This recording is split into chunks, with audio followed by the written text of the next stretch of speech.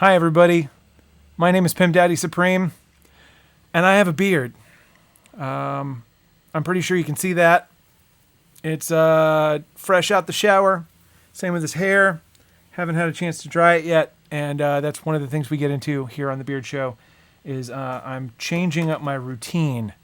It's one of those things that for years I've been that person who rolls out of bed. And I get my shower, I shampoo my hair every day, make sure I'm squeaky clean, and I run a brush through my hair, and maybe a blow dryer, and that's about it. And so now that my hair is getting longer and there is more added value or whatnot to my hair, meaning that I obviously have to take care of it or else it's going to start to look ratty, because I'm used to having short hair and a shortish beard. Well, it's been a while for the beard, if you can tell, at least 2 weeks, right? I'm talking to all of my best bearded pals. I'm talking to actual beard professionals. I'm talking to leaders in the beard world, and just regular people, about their beards, in hopes to maybe add something to my routine to change it up a little bit.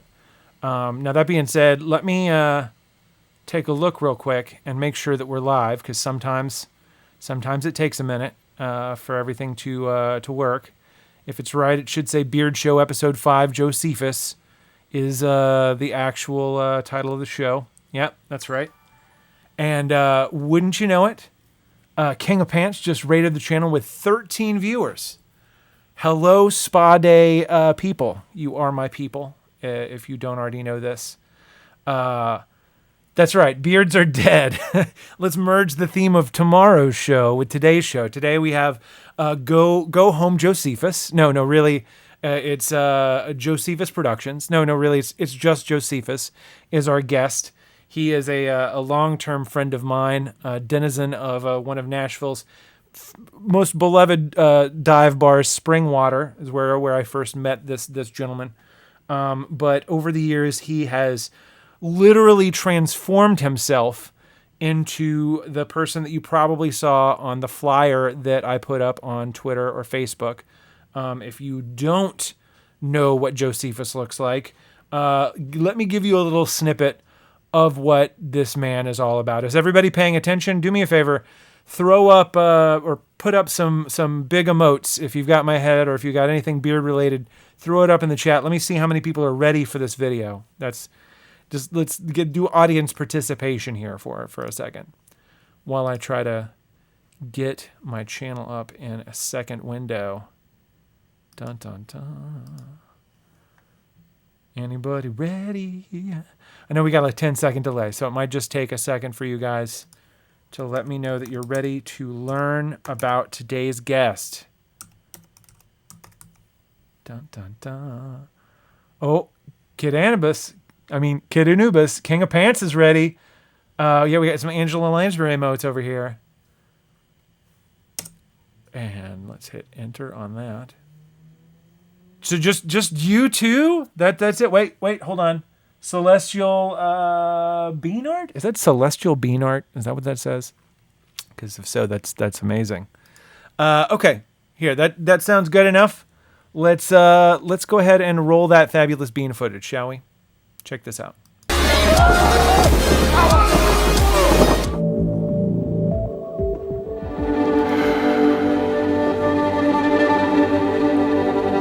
In my recent meditation, I've noticed that the National Wrestling Alliance has been celebrating its past 2 years on all the social media outlets. It's been celebrating its current World's Heavyweight Champion, Nick Aldis, its Women's Champion, Allison Kay, the National Champion, Cowboy, James Storm, the new signees, Eli Drake and Ricky Starks. But one person that hasn't been celebrated, who has brought more prominence to the NWA than anyone, is Jocephus. What has Jocephus done for the NWA? For one, I personally demolished, deconstructed, and destroyed Tim Storm in the Empty Arena match.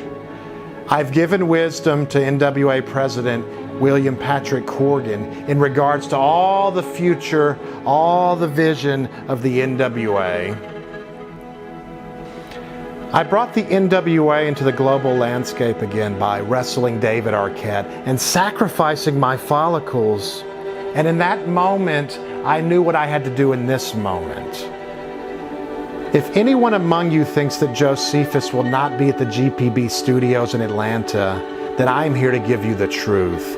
My spiritual advisor has allowed me to open up the door to all my emotions, whether they are anger, rage, love, or bliss, and all of my passions. And the kingdom of Jocephus is upon you. It's upon the GPB studios in Atlanta. And it's upon the National Wrestling Alliance.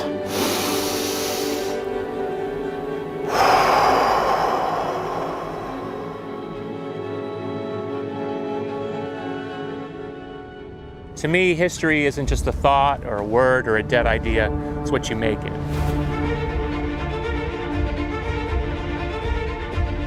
Because there's nowhere else in this business you'll find greater passion, greater intensity, greater courage, greater commitment, greater sheer guts. This is the NWA.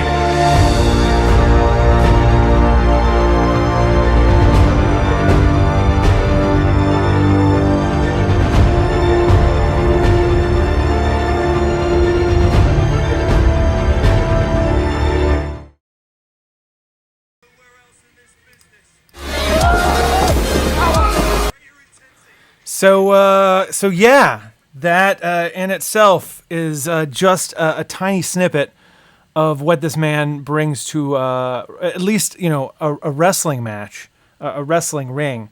But the layers on this wrestler or this onion, or maybe an onion wrestler. Does he wrestle onions? I don't know. Maybe my metaphors are getting mixed. But literally, this man is a librarian. This man is a vinyl archivist. This man is a self-help, like a life coach, but he's also a cult leader. And some would say that those things are kind of the same. Maybe not cult leader and librarian, although that would be cool.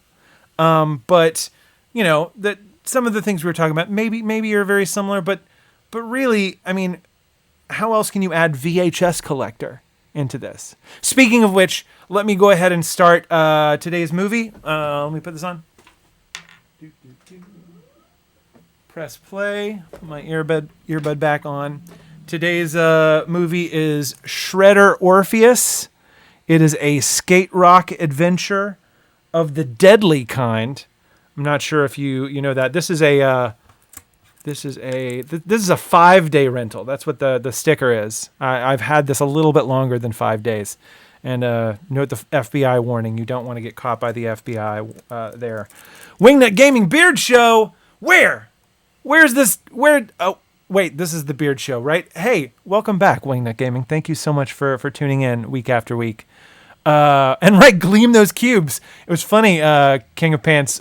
Jocephus and I were talking about how this is kind of like Shredder Orpheus seems to be like, what if Gleaming the Cube and They Live got together? Because it's like it's based on like a dock on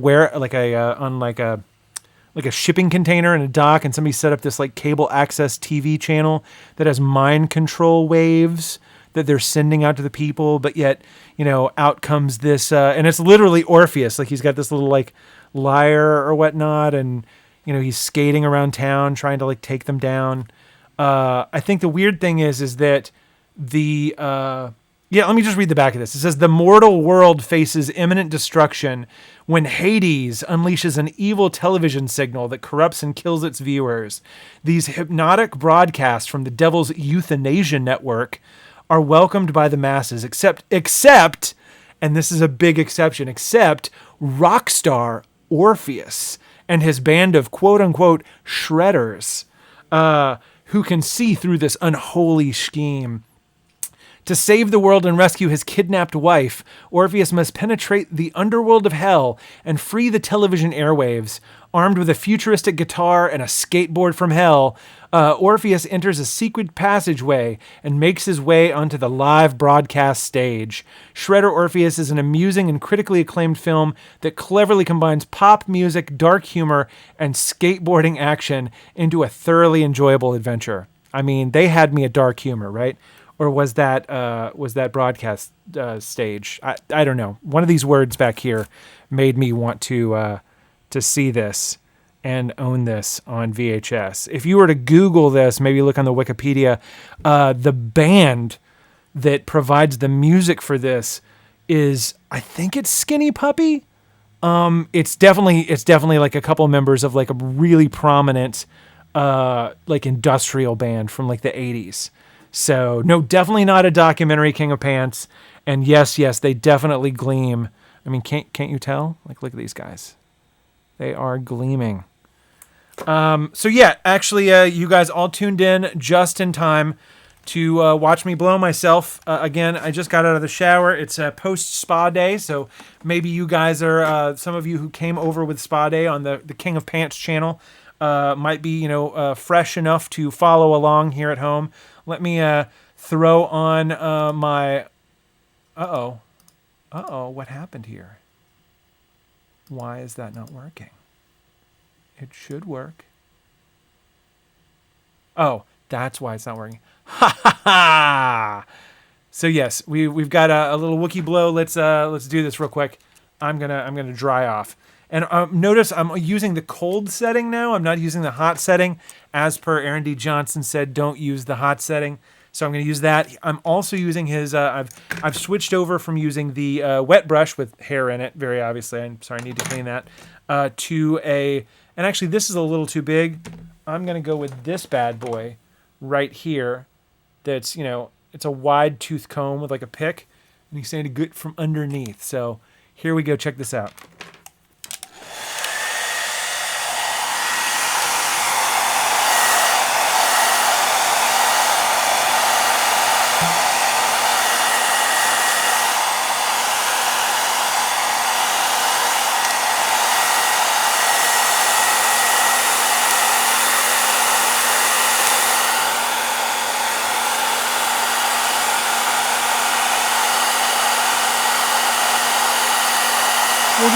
We'll do this long enough until there's like 5 people left watching the broadcast. How's that sound?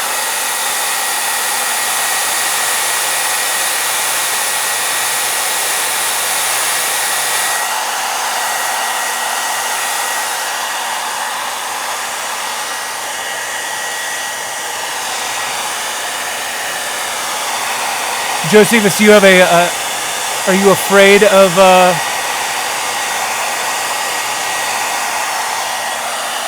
little blow action?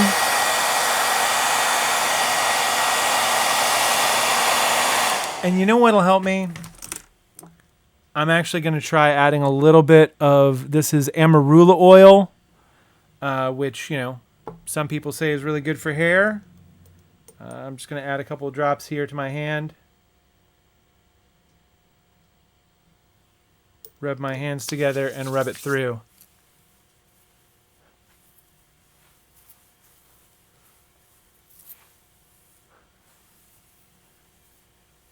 All right.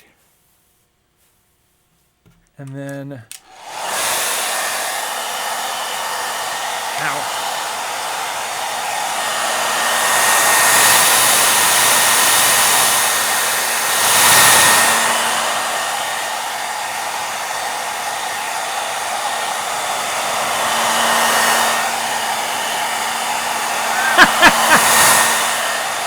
Well, let me see if I can find my graduated cylinder. And what would be the thing that, like, what are the 2 chemicals that you put together that make the big, like, foam explosion for Mr. Wizard? The funny thing is, my mom always tells incredulous stories. And when Mr. Wizard was on TV back in the day when I was a kid, she swore My mother swore that Mr. Wizard was her actual. I think she said he was like her gym teacher or whatnot, and that like he, obviously had become some sort of TV science guy. I never know whether or not she's telling the truth because, of course, I didn't look it up or try to fact check. Who fact checks their mom, right? Right? You just don't do that. And that's a lie. A lie about me fact checking my mom, not a lie that she claimed that Mr. Wizard was her high school gym teacher.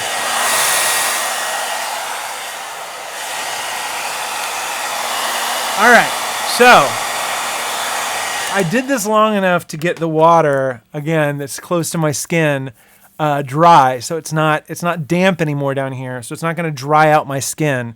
And when people generally talk to me about, hey, I try to grow a beard, but it's too itchy, that's my biggest tip to them is, if you can get the water off of your face underneath your beard once you're out of the shower, it won't strip the oils off your skin.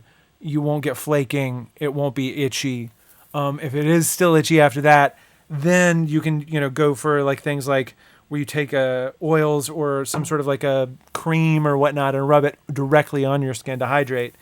But I'm just not a big kind of cream person, and I'm not like I'm not a big fan of lotions, just because of a texture thing. And also, I'm a pretty, already a pretty greasy individual as it is. Like I have natural oils that come through, thankfully. But it also, makes it a little uncomfortable if I'm going without, I'm just now getting used to not washing my hair every day. And it's something that they say wash it every 3 days. So today was actually the third day. So I washed it right before the show. But I think I'm getting used to that. I'm not sure. But why just take my word for something when we have a guest that we could talk to and find out what they do with their beard and hair? And from what I understand, they have had a long hair and a beard for some time. Let's find out their beard story. This is, once again, Jocephus. Just Jocephus. You're here! Hello.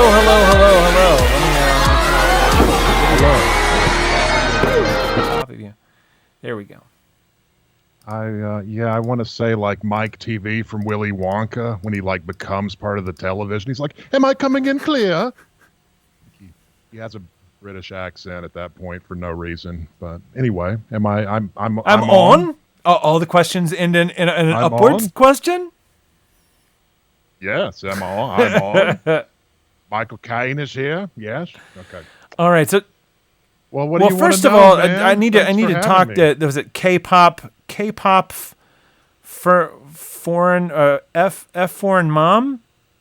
I gotta figure out that name. K-pop foreign mom says vinegar and baking soda. Look up elephant toothpaste. Are you mimicking the, or is your mic off? No, I'm here. I don't want I have to wear glasses. That's legit. So, I get you now. I understand. I don't want the glare in my glasses. So if I'm looking at the chat, I have to lean in like I'm a 18th century worker at the London Museum or something, studying something from King Tut, just to read some of the chat. I mean, King Tut was fascinating. And so is our chat here Right. at Beard Show. There are some fascinating individuals here in the chat, if you will. I'm interested in this elephant toothpaste thing. So maybe K-pop foreign mom can tell me more about this elephant toothpaste. I know that so I'll tell you this. My wife does this hair treatment in her hair that I'm hugely not a fan of, because I call it fish and chips day, because you'll open up the bathroom and she'll have washed with so much apple cider vinegar that it smells like somebody was eating some fish and chips in the shower, because it's just nothing but malt vinegar. And she's like, no, it's really good for the hair. So I'm assuming that that's what oh no, I take that back. We were talking about Mr. Wizard, and that's when I said, what makes the thing foam up? And she's saying or they are saying elephant toothpaste.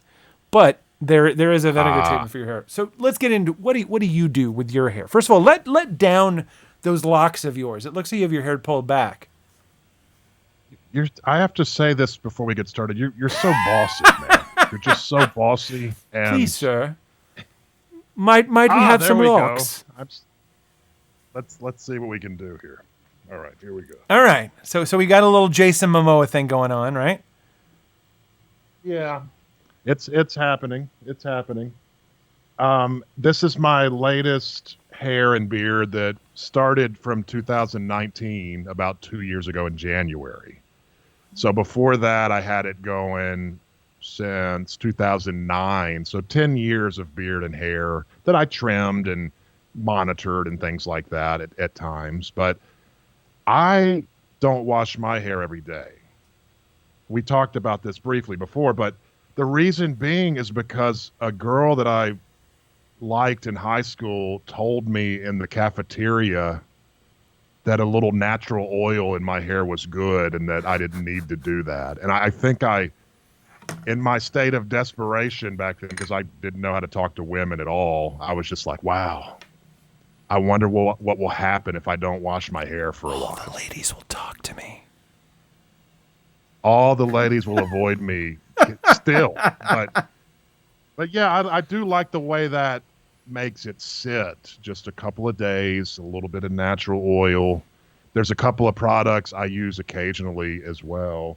One of which I got at TJ Maxx. I don't know if that's a worldwide store or anything, but there are TJ Maxx. There's a lot of hardcore TJ Maxx fans out there. Okay, this is called. It's just essential beard oil from Little Seed Farm. Okay, yeah, I see.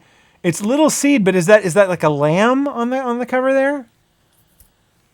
Established 2012. Its proportions are off, so I can't quite say. The neck is too long for it to be a lamb, I think. Might be a llama. But yeah, a Little Seed Farm. I have a bunch of these bottles sitting around like I'm a beard apothecary or something. But I don't use a lot of product. That's one of them. The other one, and I don't have the product itself, I just have something from the company with me, is Jibs or Gibbs, depending on if you're a Bee Gees fan. Right. Guys into beard stuff. That's the acronym there. And what happened here, I was wrestling at a show downtown Nashville at this private club, and someone approached me after the show about the beard. And they were like, would you be interested in being a beard and hair model tomorrow at the Nashville Convention Center? I was like, of course, being a wrestler, you're kind of like, what does it pay? Right. That's what you say first. What does it pay? And originally they told me there would be money and then free products. Well, I do the show. They cut my beard a little bit, style up the hair. I look like young Einstein afterwards, Yahoo Serious. Yeah. But anyway. Those of us probably our age will get that. Right. I don't expect anybody to get my jokes. You can research them later. Google is there for a how reason, I for go sure. about it. But so then they gave me probably $300 of product, but they didn't give me the money on top, which was, I'm not going to just start a ruckus in the convention center when I'm not Jocephus. So wait, when you went to go get like styled and whatnot, you didn't show up as a wrestler. You just showed up as a regular citizen. I mean, I did, but my fashion sense can be, I don't know if it's not really eccentric, but I have a lot of clothes I just add together. I think I had green sweatpants on and maybe a King Diamond shirt mixed with all this other stuff. So I didn't show up in the trunks. Because if you could strip down, like you get pissed off and then you just strip everything down to the trunks and then you just start beating on the pecs, you know? Yeah. I did, however, get hired once to yell at somebody in their office as Jocephus. And it was downtown near the public library. There's a subway down there, and there were some offices behind the subway. And for it to work, I just had to get out of my car as Jocephus, walk to this office when they gave me the cue, and yell at this guy. And yeah, that was a $500 Sweet. gig. I mean, was it a friend, or were you actually were you actually just like helping as an enforcer of some sort? Well, what had happened is this particular company was some kind of sports media company. They had reached a goal that was really hard to get to, and the mastermind behind it was a wrestling fan, and so these dudes hired me to come and berate him like he still wasn't good enough. You might have hit that goal, brother, but don't ever think that you're anybody. The problem was his 3-year-old kid was Oh, there that day, no. too. So I was like, you're nothing. Then I was like, I know he's your dad. But remember, just because you're nothing kind doesn't of mean kid. you can't be a father. Right. I know you're a father, but as far as this company goes, you got a long way to go, brother. Good gig. I walked back past the subway. A couple of people took pictures of me because I didn't know what was happening. And then I left, get the money, right? Well, hey. But yeah, that's not this is the problem with me is I'll get on these side stories. So I give you permission to give me direction. Well, I mean, there's definitely things that we need to talk about. I mean, first of all, you came with a whole bunch of qualifiers on the flyer itself. So we definitely got to get into each of those.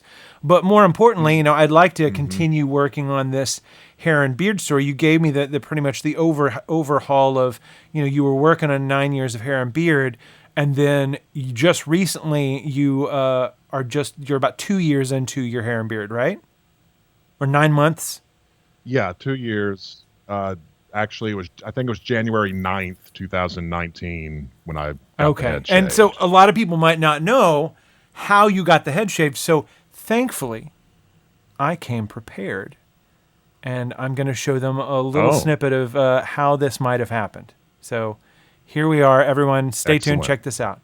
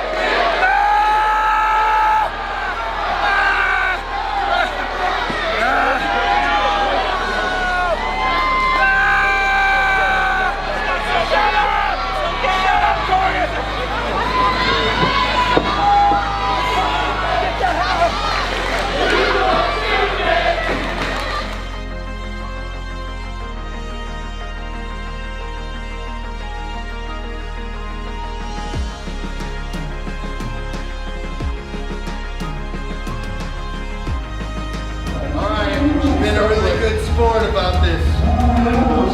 You'll be happy to know we're donating the hair to the Locks of Blood. Oh, Locks of Blood? Mutton chops are big right now. You're lucky I have haircutting skills. Oh, great. I may have cut you a little. Were you in barbershop too? No. Sweeney Todd. You want to leave a mustache or something? I mean, no.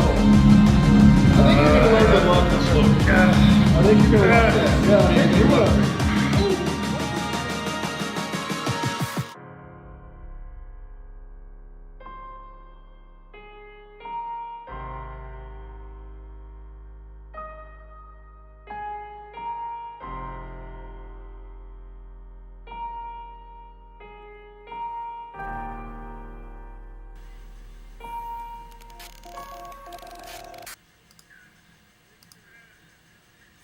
Well, that was enlightening. If anything, it might even spark more questions, such as what the hell was Billy Corgan doing there, and what David Arquette? Like, what exactly? Can you give some context to this this clip? Well, just to take it back, Arquette started wrestling in the late 90s when he was promoting the movie Ready to Rumble. And he actually became the world champion with WCW during that time. They put the belt on him, which some people consider that to be the moment where that company fell apart when he got the championship. So he came back to wrestling, just to give this a backstory. And the clip, I didn't see the clip because my feed froze for a minute, so I didn't get to see all of it. Sorry about that. But he came back into wrestling to sort of redeem himself from all the controversy it created back in the 90s when he got into it. I mean, he did a documentary about the whole process. It's on Hulu right now. It's called You Cannot Kill David Arquette. And I guess I'm in it in clips and things. I haven't seen it yet either. I tend to not watch anything I'm in. I'm just one of those people that doesn't like to see my performance. It doesn't. It's not because you're one of those people that believes that like actual images of yourself might actually be another version of yourself, and therefore if you see another version of yourself, you'd have to fight yourself and or have sex with yourself. I absolutely believe everything you just said except the last part. I want to meet myself. I want to have those Back to the Future moments where I see myself at the Enchantment Under the Sea dance, when I came there to save another situation. Now I'm back. Yeah. No, I just don't watch myself, so I don't know what parts of me are in the film. But he came back and got back in the NWA and basically wanted to fight, to wrestle someone that, had some credibility in NWA. The story is he was recruiting a tag team partner, but Jocephus didn't believe that anybody would be his partner. So he shows up with the tag team partner, Tim Storm, and I show up with no one. So then I let my spiritual advisor, I don't know if she was in the video or not, she becomes my tag partner. She's not a wrestler. She's just an image, essentially. She's a mental image that's been projected from Jocephus to the side of the ring, outside of all these other places. So it's 2-on-1 essentially. All the good guys always cheat. That's right. As you know, they are always cheating. And they comb their hair and brush it in public a lot, like you did earlier, just so you know. Ooh, oh my gosh. Does this make me a baby face? Is this show hometown totally, hero? Except the fact that, well, babyface obviously used to mean shaved, like you didn't see good guys with beards and stuff. Because maybe that's based off the silent movie vibe. Twirl the mustache. Twist your stash. But yeah, so he comes back, he does his thing. Before he got to the NWA, though, he was injured in an accident in a match, one of those matches where they cut themselves up or something. Like something was cut in his neck. And he almost died. Like for real, or is this like part of the act? Like he almost bled. He could have bled to death because they were so close to one of those right, things. Right, yeah, don't cut those open. Good. If you're watching at home, don't the things in your neck that carry the blood, don't cut those open. Exactly. So he wrestled Jocephus, I said again, they cheated and won.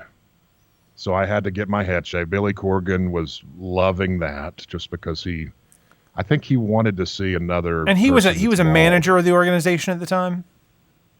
He owns it. He owns the NWA. So in situations that have gravity attached to them, gravitas or whatever you want to say, he'll show up. Right. He'll be there. Otherwise, he's shape shifting around or whatever he does.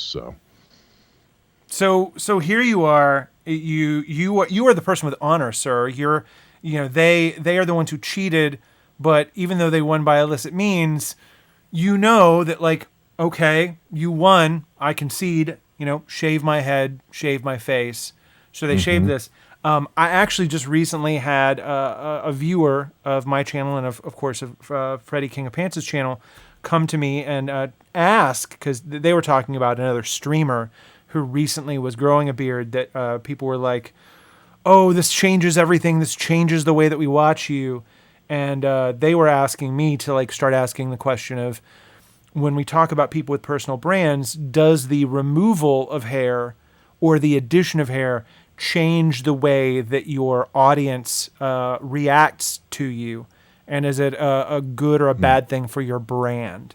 So as far as like your character goes, how did that translate to your fans and to like your on stage everything? It was a big part of it. The hair and beard are, and you can't really do the same things without it. Even walk into the ring, it's just not even the same. You don't project the persona. You don't sell the moves the same way. You can't. The hair is a mask. The beard is a mask.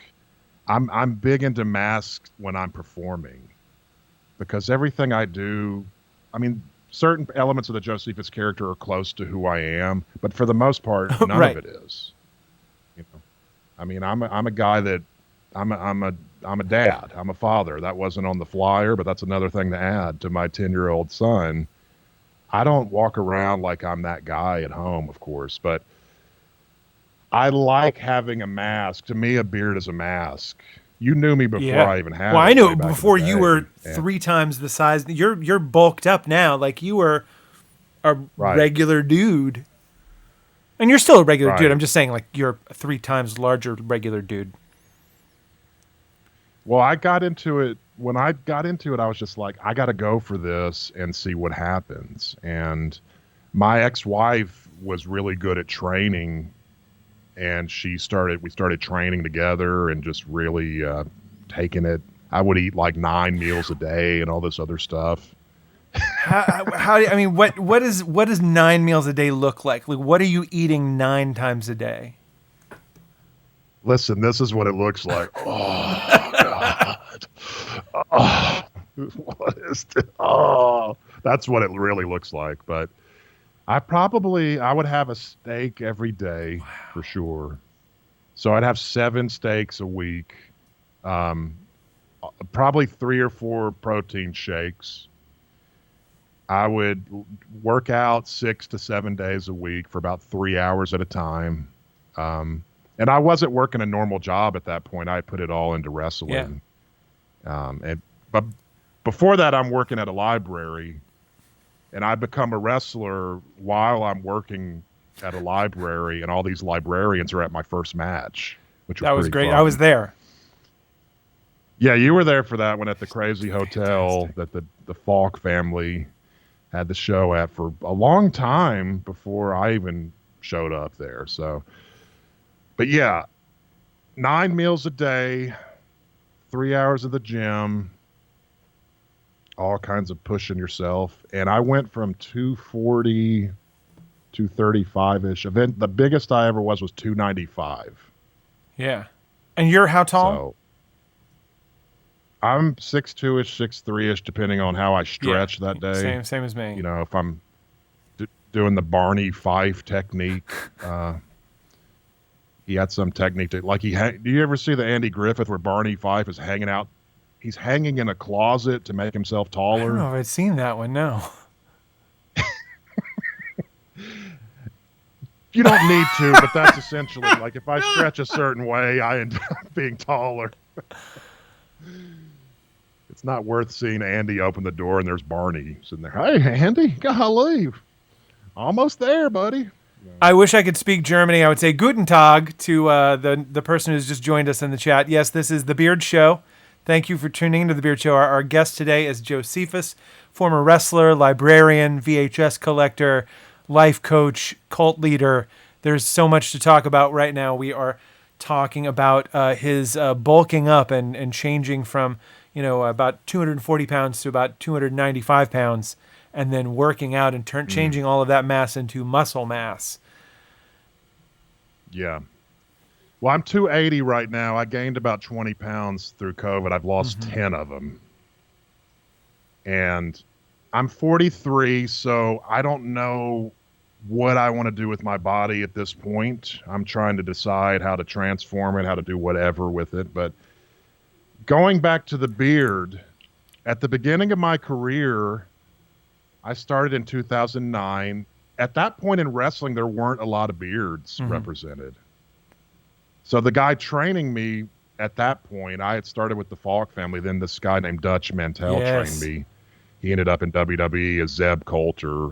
That was his most recent run. But he was like, buddy, you ought to consider growing a beard. Might make you stand out. And I'm like, oh, okay. So I start doing that. And what happens is I realize, and Dutch realizes, that I look a lot like this wrestler named Bruiser Brody. I mean, it was kind of uncanny, ridiculous almost. how much I looked like the guy. And he was like, "Dadgum, you look like Brody." Because Dutch was there the day Bruiser Brody died. And if anybody listening doesn't know the Brody story, there's a Vice TV documentary about him in the Dark Side of the Ring series, which conveniently I ended up playing him in the documentary because I looked like him, and I ended up knowing all these people that know him. But Dutch was like, "Golly, you got to go with this Brody thing, buddy." And I felt a little strange about it because, you know, Brody died and I didn't want to disrespect him. Right. But then somehow his widow and I started talking to each other, and she said, when I look at you, it almost gives me chills. I like what you're doing, and I think Frank would, because Bruiser Brody was Frank Goodish. I think Frank would like it too. So at that point, I was like, okay, I'll immerse myself in this for a while.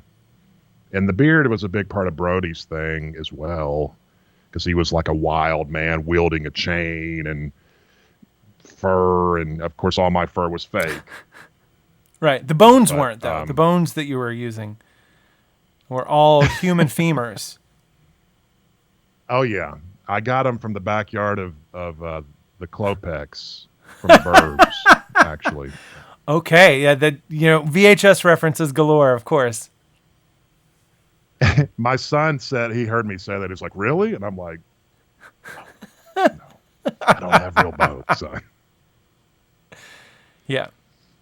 But yeah, that was the origin of the beard. Was at that time in 2009, you didn't see beards everywhere in the wrestling business. And it wasn't my idea to keep going with it. It was Dutch Mantell's. Now you see them everywhere. Good guys, bad guys, whatever. They have them all over the place. So it doesn't make you stand out as much. Beards are too popular now. Well, that's why there's shows called The Beard Show, I guess. Maybe so. I don't. Back then, you could have had the clean shaven show. But then would that really be a show, though? It's just like, look at my skin. Well, I mean, really. I guess there are shows that talk about like, look at my skin, but. Listen, I'm going to put my hair. Yeah, no, that's back fine. up. That's fine. Thanks for bringing it down. Thanks for sharing it with the audience. I'm sure they appreciate it. If you appreciated seeing Jocephus's hair, throw up some heart emotes or something in the chat. Let us know. I better put my. Now that being said, we've covered a little bit about why you're just now growing back out your hair. You're only about 2 years back into it, and you're talking about bulking up. I have a quick question about bulking up. Is that once you bulk yourself up to the size that you are, is there some sort of extra maintenance that you have to do, or else that it turns? Because I'm assuming you'd really have to do something extreme to do a what's the Christian guy's name from the movies who did The Machinist and Batman and Christian Bale. You've seen how he transforms his body or whatnot. Well, it's really just making sure that your body is not going to fall apart because of what you've done to it. And some of that's just more stretching and things like that. The weird thing is my arches in my feet kind of collapsed. I'm okay, but that made my shoe size go up one size. So I have all these shoes that don't fit because my feet got bigger. But I stretch a lot, but I will tell you, when I sit down on the couch, my couch starts crying a little bit. It's just like, oh, man. Quit. That was a little bit Richard Pryor-esque. Just, oh, God. And I've ridden a horse about 2 years ago, and it kept looking at me like it was mad because my body was a different You definitely need a disposition. larger horse. Get like a Clydesdale or something. Right. But I was in Arizona riding through the mountains, and this horse kept turning around just like... This joker. Yeah, it would have given me the finger if it could have, I'm sure. But yeah, it's just stretching, making sure you just aren't destroying what you've built up. Knit and Pearl in the chat wants to know if you take a lot of collagen for your joints, possibly also like, what other vitamins are you taking? I would take, I think it's called something like Osteo-Bioflex that helps cartilage stay fresh and current and things like that. But it's really just a lot of stretching that as long as you do that and take care of that, I feel pretty good every day. I don't really want to have a ton more matches in my career just because of the age and how long it takes to recover and things like that. But I feel pretty good about my body right now. I can still chase my son in the parking he's 10. lot when we're race him to the car. He's been winning lately, finally. But so how many years were you in the ring, just to give everybody a view of like what, the life of a wrestler as far as being competitive? Probably for, I would say, 3-4 years, I would wrestle about 5 nights a week. And then it started changing after that. You start saying, well, I'm only going to do shows that pay me better. Okay. So 2 or 3 years, I would wrestle 5 times a month or something like that. And a lot of people don't like that. But that's the truth of my life. I was trying to save my body somewhat. Now I don't do it a ton. I was doing NWA shows in Atlanta. They would do tapings for YouTube, and we would have like 3 or 4 days in a row, and you might wrestle 7 or 8 times in that time frame. But I don't mind not taking bumps. I would be happy to transition to a manager role if I was needed in that way eventually, or just I've done behind the scenes stuff as well. I could actually go to shows and advise them on what's working and what isn't, things like that. I've produced content. I've directed some things here and there as well. But it's a tough life. It's really, you wonder if it's all worth it quite often, if you should have even gotten in the business in the first place. I know that's common in anything people do, but if body pain or anything like that is associated with it, you're just like, what am I doing here? Why am I taking these bumps? What is the philosophical reason for that? If I read Kierkegaard at some point, did it lead me to this decision? Is this my version of tapping into the absurd because I read Fear and Trembling when I was 22? I just don't really know, but But yeah, it's another reason why I so relish your role as a wrestler, is because, knowing you before this and even just knowing you through this, it's like there is a whole pretty refined, educated, intellectual, not just side to you. You are an intellectual. And so it's like being a librarian, being into film, being into, philosophy and books, and you're trained as an basically trained opera singer, right? Yeah, I mean, I would just say I'm classically trained. I mean, I haven't performed in an opera except in the chorus and things like that, but still. Opera it's adjacent, there. if you will. Opera adjacent. Yeah.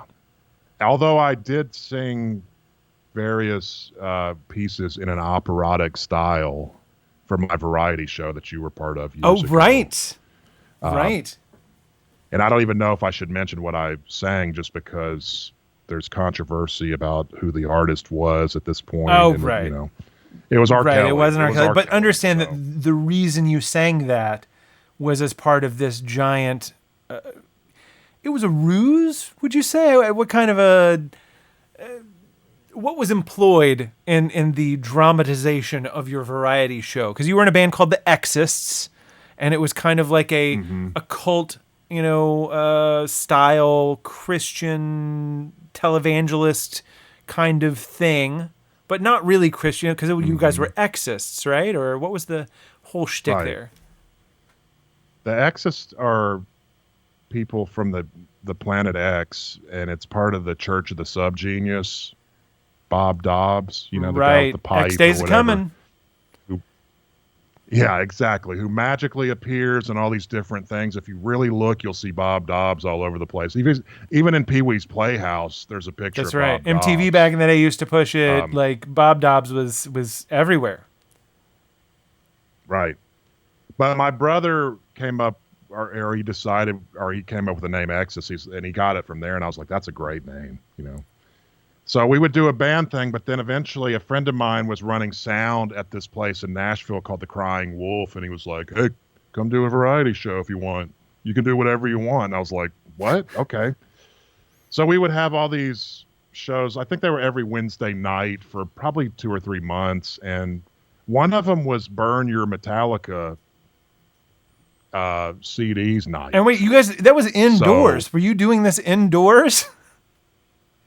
No, we were symbolically burning the spirit. Oh, of the okay. album. So not actually catching them on fire.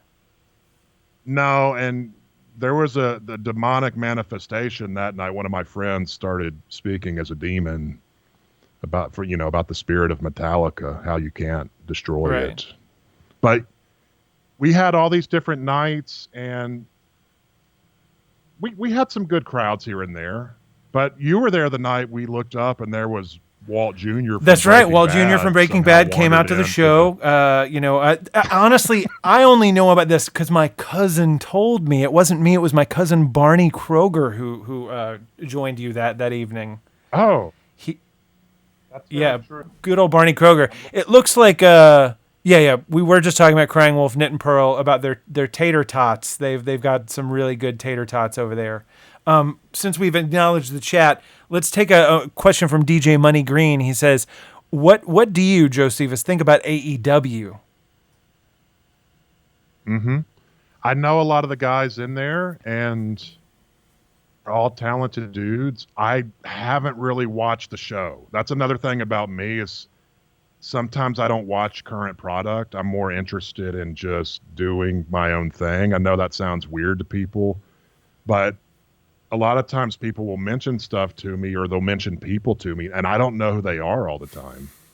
It's not that I want to be ignorant about shows like that. I get in my own head about what wrestling is and what I think it is, and then I stick to that area and, focus on that. But I know a lot of those guys. I've been on shows with a lot of those dudes, Eddie Kingston, people like that.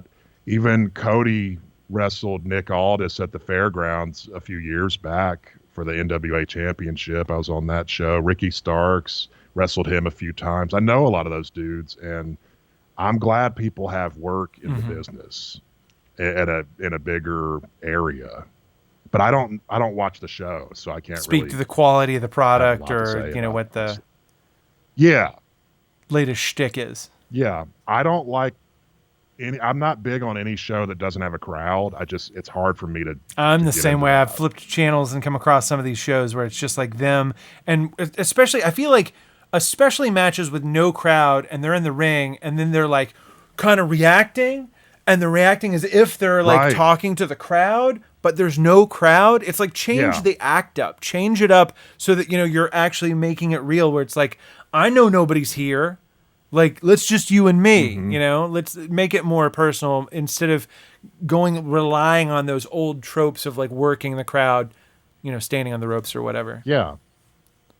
It ends up being like Popeye just eating spinach and, oh, I'm here. Hey, get back. And you're like, no. I've done empty arena matches. I did one with Tim Storm down at Universal Studios. So it's hard to get the emotion, to get the energy. I did that once. We built it up and it worked. I can't imagine doing like empty arena type matches every week. That's not what wrestling is to me. Yeah. So I won't do them at this point. Yeah. But yeah, I mean, again, I've worked with a lot of those AEW dudes. They're very talented, very interesting people. I remember Ricky Starks and we were out in California together, just riding down Highway 1 to some shows, things like that. And it was me, Ricky Starks, and Thunder Rosa. Wrestling fans, you may not know these names. I'm not sure, Shane, or PDS. Sorry about that. But just having time on the road with other wrestlers is always a great experience. That's where you really come out of your shell. It's the ride in that's the great one, and it's the ride home that hurts so bad. Yep, getting in that compact rental car, and you're just like, oh, come on. Yeah, a lot of people don't. Of course, everybody's like, oh, wrestling's fake. They know what's going on. Nothing. That's all faked. Doesn't mean it doesn't hurt. Doesn't mean that those impacts aren't real. You have to be an athlete to be able to do that stuff. Mm-hmm. I think the fakest part of wrestling, though, is like the storylines not being good, not being realistic. It's nothing about what you do with your body, but it's the storylines don't have the reality embodied in them that they need to. For somebody to stop and just be like, well, dadgum, that dude really hates that guy. It ends up being this thing where people walk out like, you were talking to my woman earlier. And it's just. And why is it always seeped like that? Honestly, I bought it more when it was like Hulk Hogan's Rockin' Wrestling, like straight up. Sure. Cartoon over the top camp. Like that was always the best for me, because it's like you were telling me a story about, two wrestlers who are ostensibly on the same side, and they get so worked up that one of them starts insulting another group of their friends, and he's like, well, no, those are our friends. Why would we do that? Right. It was Jerry Lawler and Bill Dundee, and it's one of the best heel turns, to use the business terminology, of Bill Dundee. Are just them turning against each other, and they're a tag team, like you're saying, and Bill Dundee's convinced they can beat everybody. He's like, we'll whoop them all, Lawler. We'll whoop everybody. We'll whoop the Rock and Roll Express. And Jerry's like, wait a minute, those guys are our friends, Bill. And so throughout the show, they keep cutting back to Jerry and Bill and building this story up where Bill just is ready to wrestle everybody to prove that they're the best. But Lawler's like, we can't just fight them. Come on, Bill. You're not thinking here. So by the end of all that, Bill finally slaps Lawler or something like that, and they start going at it. And that's how the tag team splits up or whatever. It's beautiful. I mean, there's probably more little nuances to that story than that.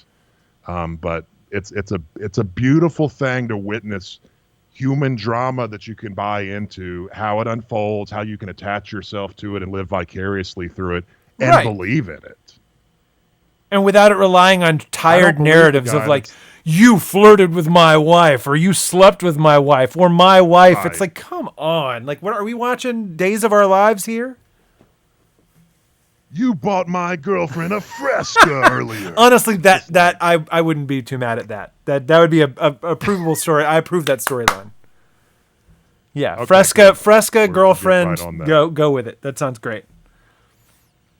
Product placement. So to get back into let's get off wrestling for just a minute and get into somebody says you look and sound like a young Orson Welles.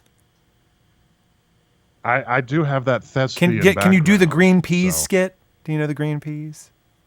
Oh yeah, just like in a remote farm where Mrs. Butler lives. I don't really know the rest of it. Peas are grown there. In the springtime. Like nobody talks like that. Why would I say something like that? I like the other one, though, where he's recording a take and the audio engineer probably wasn't recording. Have you ever heard that one? He's like, can we just do another one, Orson? He's like, why? I just did this one right. And the guy's like, there was a gonk. And he's like, what, my friend, is a gonk? Like, because the guy probably didn't hit record and Orson just nailed it perfectly. So he's making up engineer excuses. Oh, the microphone wasn't set up properly, Orson. We better come in. But Orson's too experienced to believe in that crap. Or too drunk. Yeah. He sounded pretty together on that one. He's just like, what is your name, sir? I'm Orson Welles here. I'm going to call the union and we'll have the discussion about your placement here. You'll never be in Citizen Kane 2, I promise you that. Okay, speaking of Citizen Kane 2, that is a great segue for the top of the hour. By the way, everybody, top of the hour, woo! Wherever your time zone is, type whatever hour it is where you're watching right now in the chat.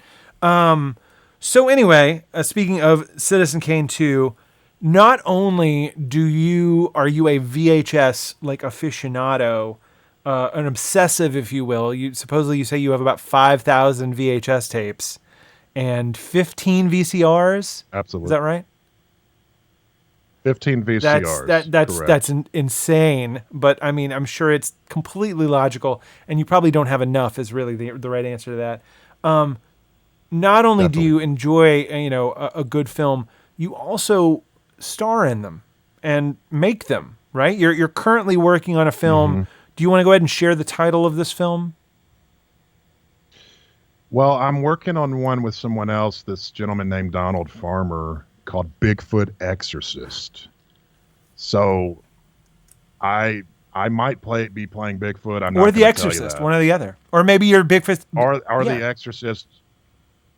Or I might be playing the company that releases it. I'm not sure. But Donald Farmer is a legend in the shot on video market. If any of your listeners haven't got into that, there's a lot of cool stuff in that area. Just look up shot at SOV video on Google or whatever. You can find all kinds of interesting titles. YouTube has a lot of them on there right now, which is awesome. You can see just people that had a vision to make a movie and did it. Didn't necessarily make it to the big theater or whatever, but a lot of these guys are individuals, not just guys, would make a movie. They would send it to video stores. They didn't even have really distribution. They would send it to the video stores, and it would end up on the shelf. And some of these these films are way out of control.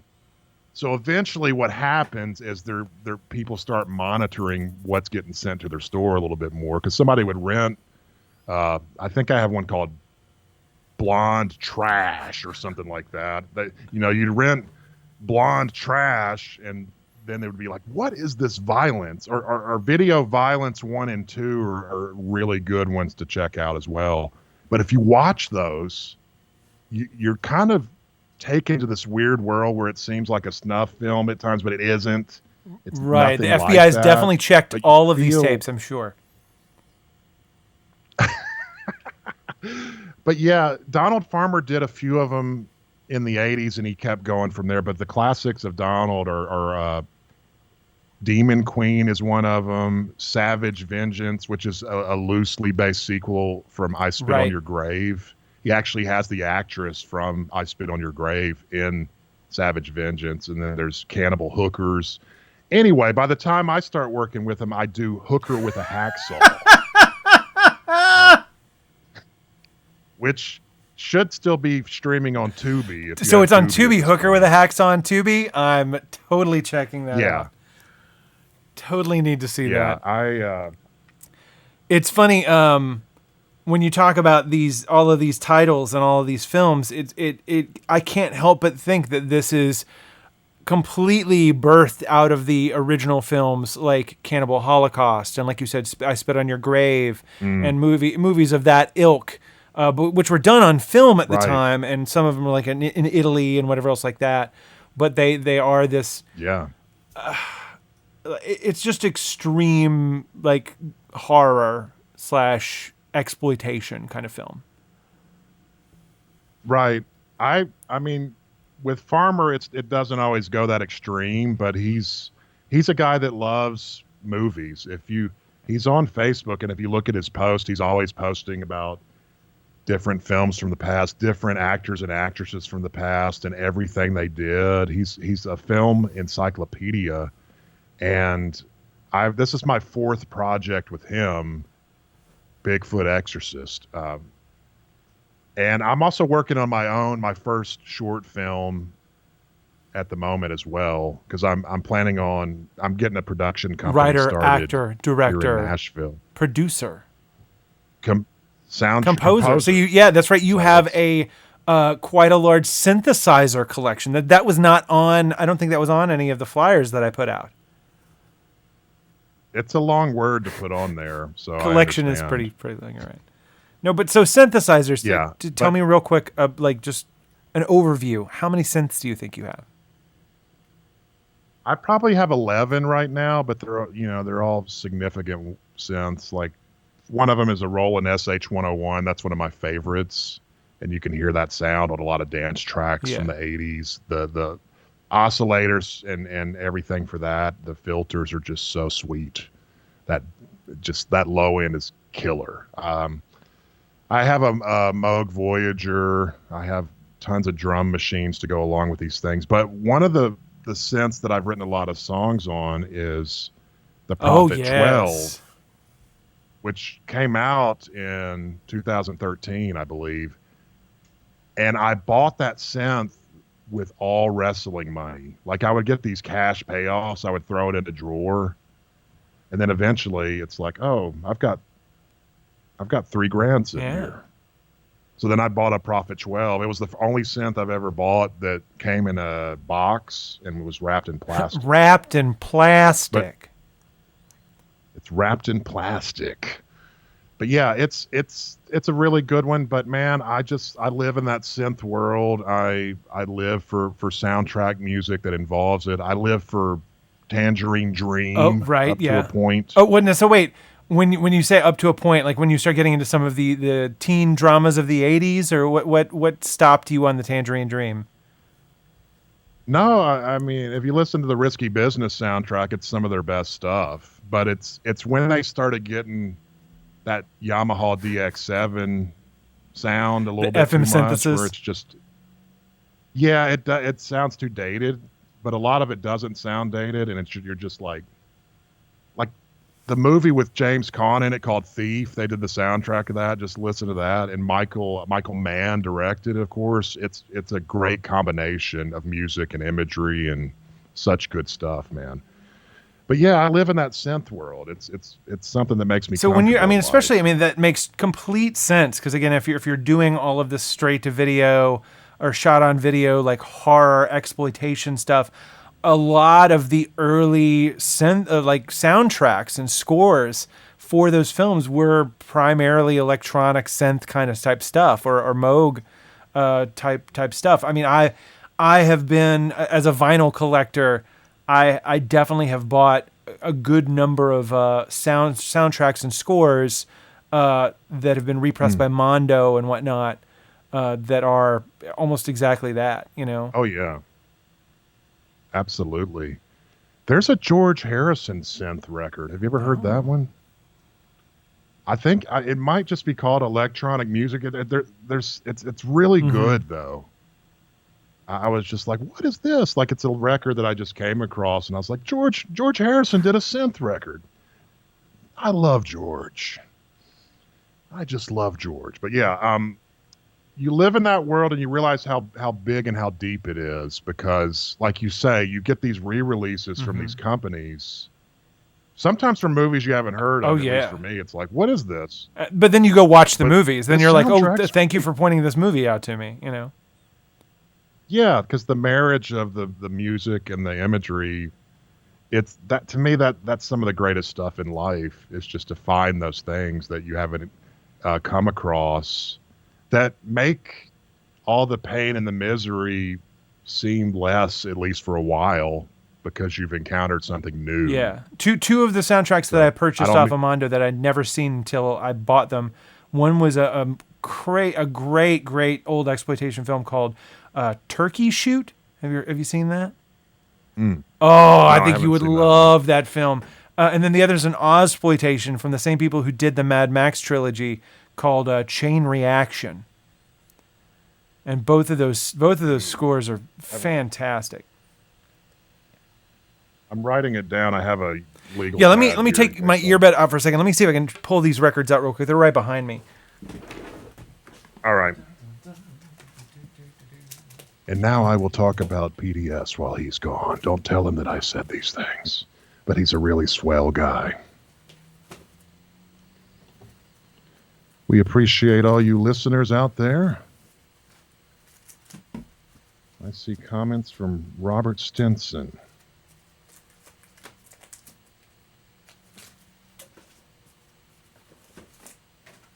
That's pretty cool about the Hippodrome. Smacking my head on stuff. All right. Tojo. Bud, back at the show. So check this out. So anyway, PDS Mix was one time walking. Oh, he's back. Definitely tell stories. Always tell stories. Okay. Yeah, I've got. Here is Chain Reaction. It comes with like an OBS strip, or not an OBS strip, an OB strip. This is Chain Reaction. Dun dun dun. Oh, And nice. of course, look at the back. How can you not Love watch it. this film? I've seen that. And I back want to image. say, who was it? It says, yeah, fans of electronic horror scores have a lot to get excited about in this brilliant soundtrack. There are strong echoes of Goblin, John Carpenter, Vangelis, and the darker elements of Pink Floyd, a.k.a. from Miles Brown of the Night Terrors, if you've ever heard of them. I also have their record, which is, they do a lot of stuff with like full-size, like organ, like pipe organ. There's that one, and then I'll just leave the sleeve off. And then the other one is Turkey Shoot, which is this guy right here. Dun dun dun. And then check out that guy right there. Looks a little like Ox Baker, the wrestler who's in Escape from New York. For a few Right, yeah, scenes almost. That Kurt Russell Ox played. Baker had a Yeah. better stash, though. He definitely had the. Definitely. had a On the better front of this, stash. it says, the soundtrack you're holding in your hands is pure 80s analog synth, heaven with an extra dose of weird for good measure, an unsung classic. Spencer Hickman, Death Waltz Records. It says, the notorious 1982 Australian film Turkey Shoot has long been considered the ultimate of Ozploitation video nasties, scored by renowned Australian film composer Brian May. Mad Max, the predominantly electronic soundtrack, hints stylistically to the brooding horror synth of course, John Carpenter, the mutant patch bay of Gil Mel's soundtrack of the Andromeda Strain, as well as some of the sonic characteristics found in Italian B cinema, Fabio Frizzi and Goblin. Pulsing synth oscillations and pounding percussion together with inspired sound design all encapsulate the confused and claustrophobic human big game hunt. Because that's the thing, is it's a fascist society where they can throw you in jail for no reason, and then once you're in jail, like they just treat you like a human slave, and then eventually they're all like, hey, let's just hunt these people for sport. So it gets into the most dangerous game vibe. Oh yeah, but in such a wilder way, such a weirder way. And just real quick, just to show you, I have a really great pressing of Phantasm. The first one. This is one that was only available on their web store for the movie. Dun dun dun. Ooh yes. Parietti. Ooh. Stay back, boy. Boy, he's got the ball on one side. And Oh, then man. this is a score that, tell me if you know this movie. This is a movie called Yellow. Or, sorry, it's the other way around, is the art print here. And this soundtrack, again, same kind of vinyl, but Anton Mayovi is the synth guy who did this. And it doesn't really say anything about the film. I want to say that I tried to find the film and I still haven't seen it, but the score like consistently lives in my head. It's really, really great. And then just for last measure, dun dun dun, Forbidden Zone. Gotta have the Forbidden Zone. That was recently re-released. But so yeah, that's part of my obsession, of course, is vinyl records. What are some of these? You say that nearby, to the left and right of you, you have two shelves that are about 500 VHS tapes? I have some in boxes that I need to take to my climate control storage bin, and there's probably 600 just sitting in there. I bring them in and I take them out so that I can rotate them out of my apartment because there wouldn't be enough room. And then there's a shelf with probably like 500 on there. But I was looking around at some of them and I found this stuff really isn't that interesting. But In case you wanted to ever see Johnny Cash live in London. A first got for it the for country you. and western legend on video. And it's the big box, so I can imagine Johnny like talking to somebody like, "Get one of those big boxes, June. I really like them," Speaking of which, or some kind of hold crap. on, you'll love this. This is the only big box that I have nearby right now, and we played this on an right. earlier Beard show. This is The Adventures of Hercules with yeah. Lou Ferrigno. And of course, you open it love up, that and it's movie. got the big box kind of The storybook. box. Yeah, they call those storybook boxes. That's the one where he's walking through the bottom of the ocean, I believe, and it's just him and a green screen or whatever they'd used back then, and he's just kind of talking while he walks. I've got Twin Sitters. I don't know if you've yes. ever seen that. Twin Sitters is a With classic. the Barbarian Brothers. The Barbarian go. Brothers. They were in like 4 or 5 different movies, like really, really prominently. There's one that has some 18-wheelers in it. I forget the name of that one. I have that one somewhere. And then, of course, the movie called The Barbarians, which is sort of like a Conan ripoff, but there's 2 Conans instead of one. Because otherwise it would just be called The Barbarian and not Barbarians. Right. It's in the And- name, and Jocephus. and It's a in the big- name. Exactly, but like that's almost an insult to Arnold, though. It's like, you know what? We're going to have this movie with 2 Conans. It's like, no, he did enough on his own. But He is did that an fine. insult? It takes 2 different barbarians to make up, just to try to be half as great as himself, Arnold himself. So many sides of philosophy that we could delve into just based on that one sentence. But here's a shot on video repro, but the repro's already worth a lot of money. It's Heavy Metal Okay. Massacre. What's the tagline? That featuring an all metal explosive soundtrack. This movie's on YouTube right now for the moment, so you could see it if you just watched it on YouTube. It's pretty entertaining to me. It starts out with like 10 minutes of just them filming the guy's bedroom for some reason. It's just like all his posters, but then all of a sudden the posters start flashing. But then it gets into the story after that. Let's establish that this is a heavy metal movie by focusing on these posters.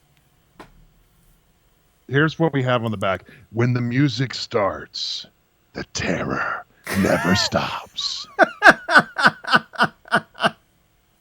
Sold. But it does have a theme song. Yeah, the terror never stops. Heavy Metal Massacre.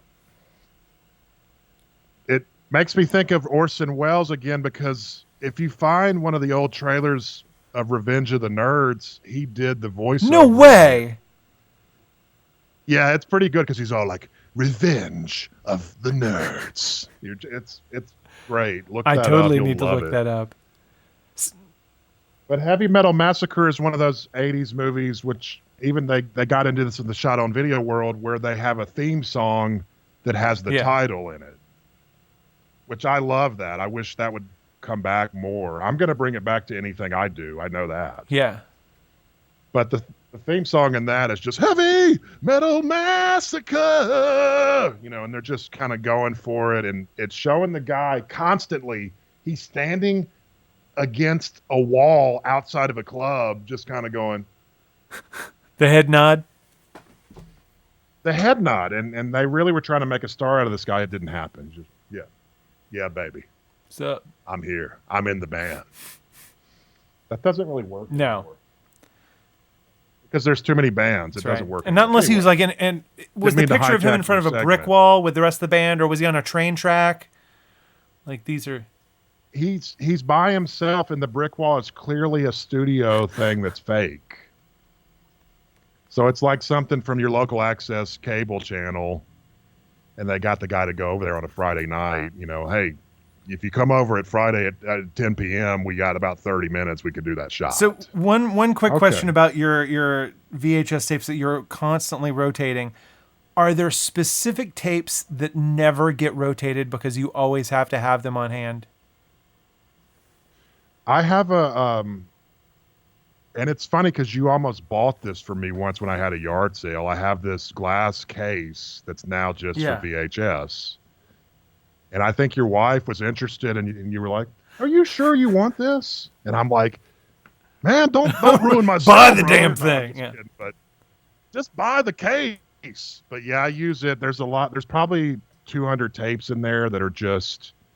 I can go back to them, but they're also the ones that are worth the most as well. Right. I don't really talk about those. Don't need those other VHS collectors to be watching this video and then coming to your house and being like, "I know where your most expensive tapes are now." See, that's the thing about me. I don't want people to know usually what my collection is. Huh. Occasionally I will, but I really don't want people to know what you have because, for one thing, they'll try to look for the stuff you have, Right? Because they might not have heard of it. I don't want people to know that.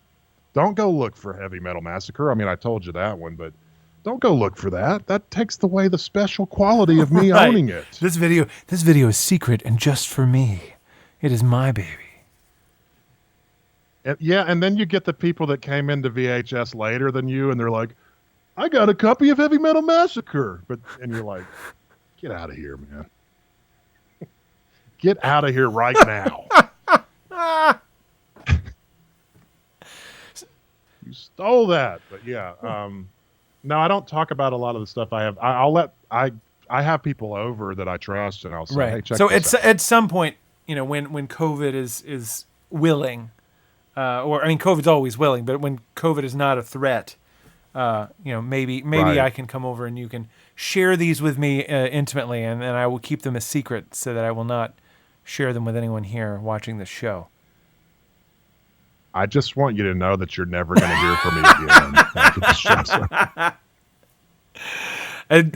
Ladies and gentlemen, you heard it here first. The end of our friendship has come to almost the end of the show. We've got about 38 minutes left, and obviously this has gone all wrong. I'm sorry. This is our version of My Dinner with Andre right here. That's what this is. I just made my wife watch that just recently, and it was it was what it was. So after this, I'm going to listen to some Eric Satie because that's what they're playing in there Right. at the end. And then just talk to myself with my inner monologue about the conversation. Like, yeah, he really likes VHS, but he also I went home and told my wife Carol all about the fun dinner with Andre I had. The beard show was really nice with Pimpdaddysupreme. It was a good time. I think I'll buy a new mattress. It was very nice.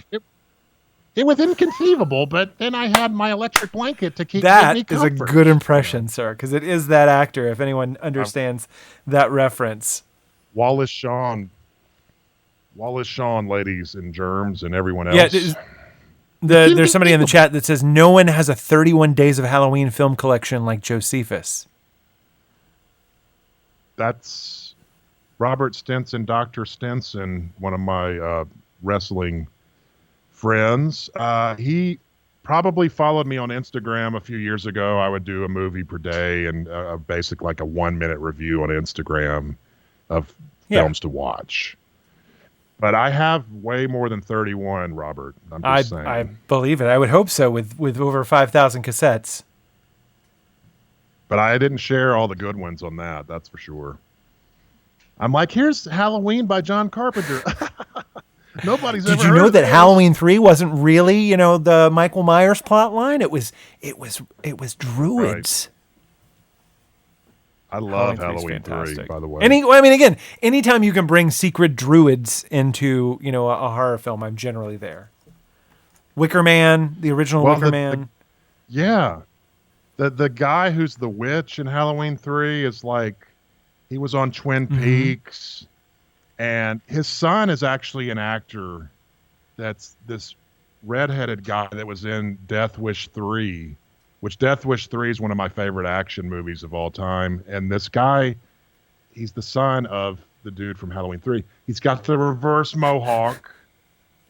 And his name in Death Wish 3 is Mandy Fraker, which I always took as like a reference to Mother Bleep, because I don't curse. That's not part of the kingdom of Josephus. That's what you got to do.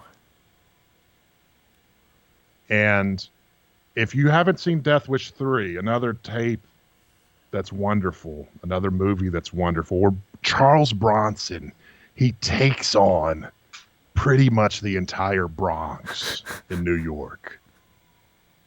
It's pretty much him with all kinds of artillery versus the Bronx. I like action movies. Yeah. What can I say? I mean, how can you not?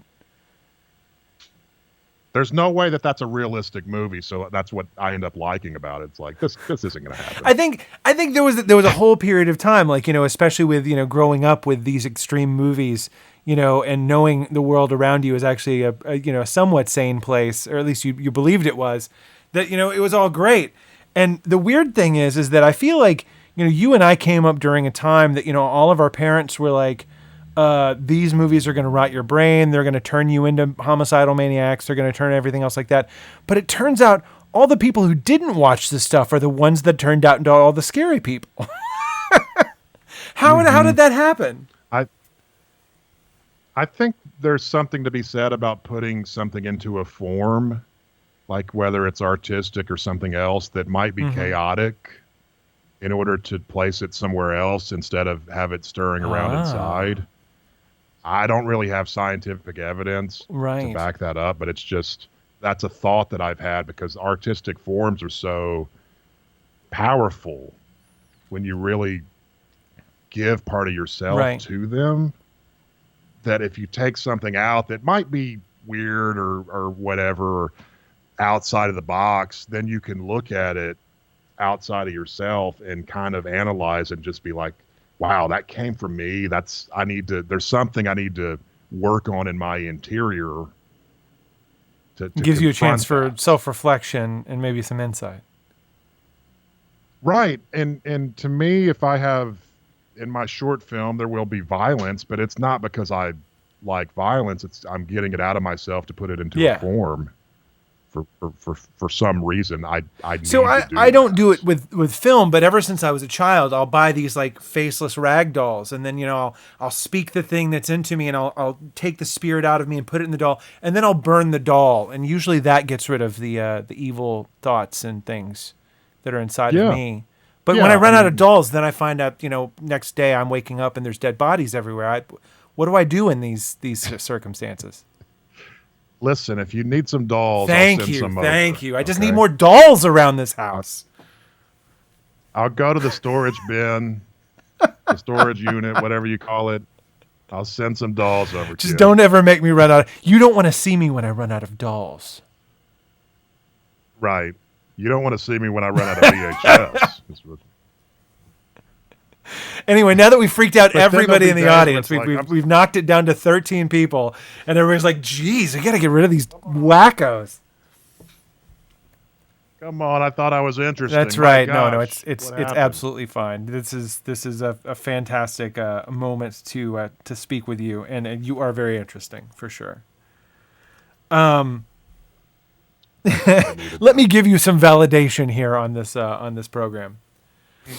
So, okay, we started off talking about beards. Let's try to move back to the beards just for a little bit here.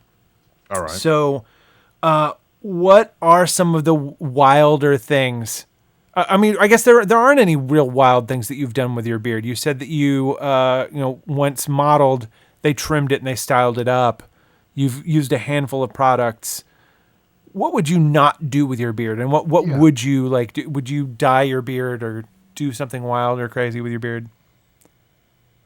No, I wouldn't do anything strange with my beard. It's just if you know me outside of any of these personas, it's not me. Even going to a show and being a beard model, I did that just because the opportunity presented itself. I would never seek that out. If it didn't just seek you out. I wouldn't go to like Vidal Sassoon Academy or whatever and just be like, beard model. That's it for me.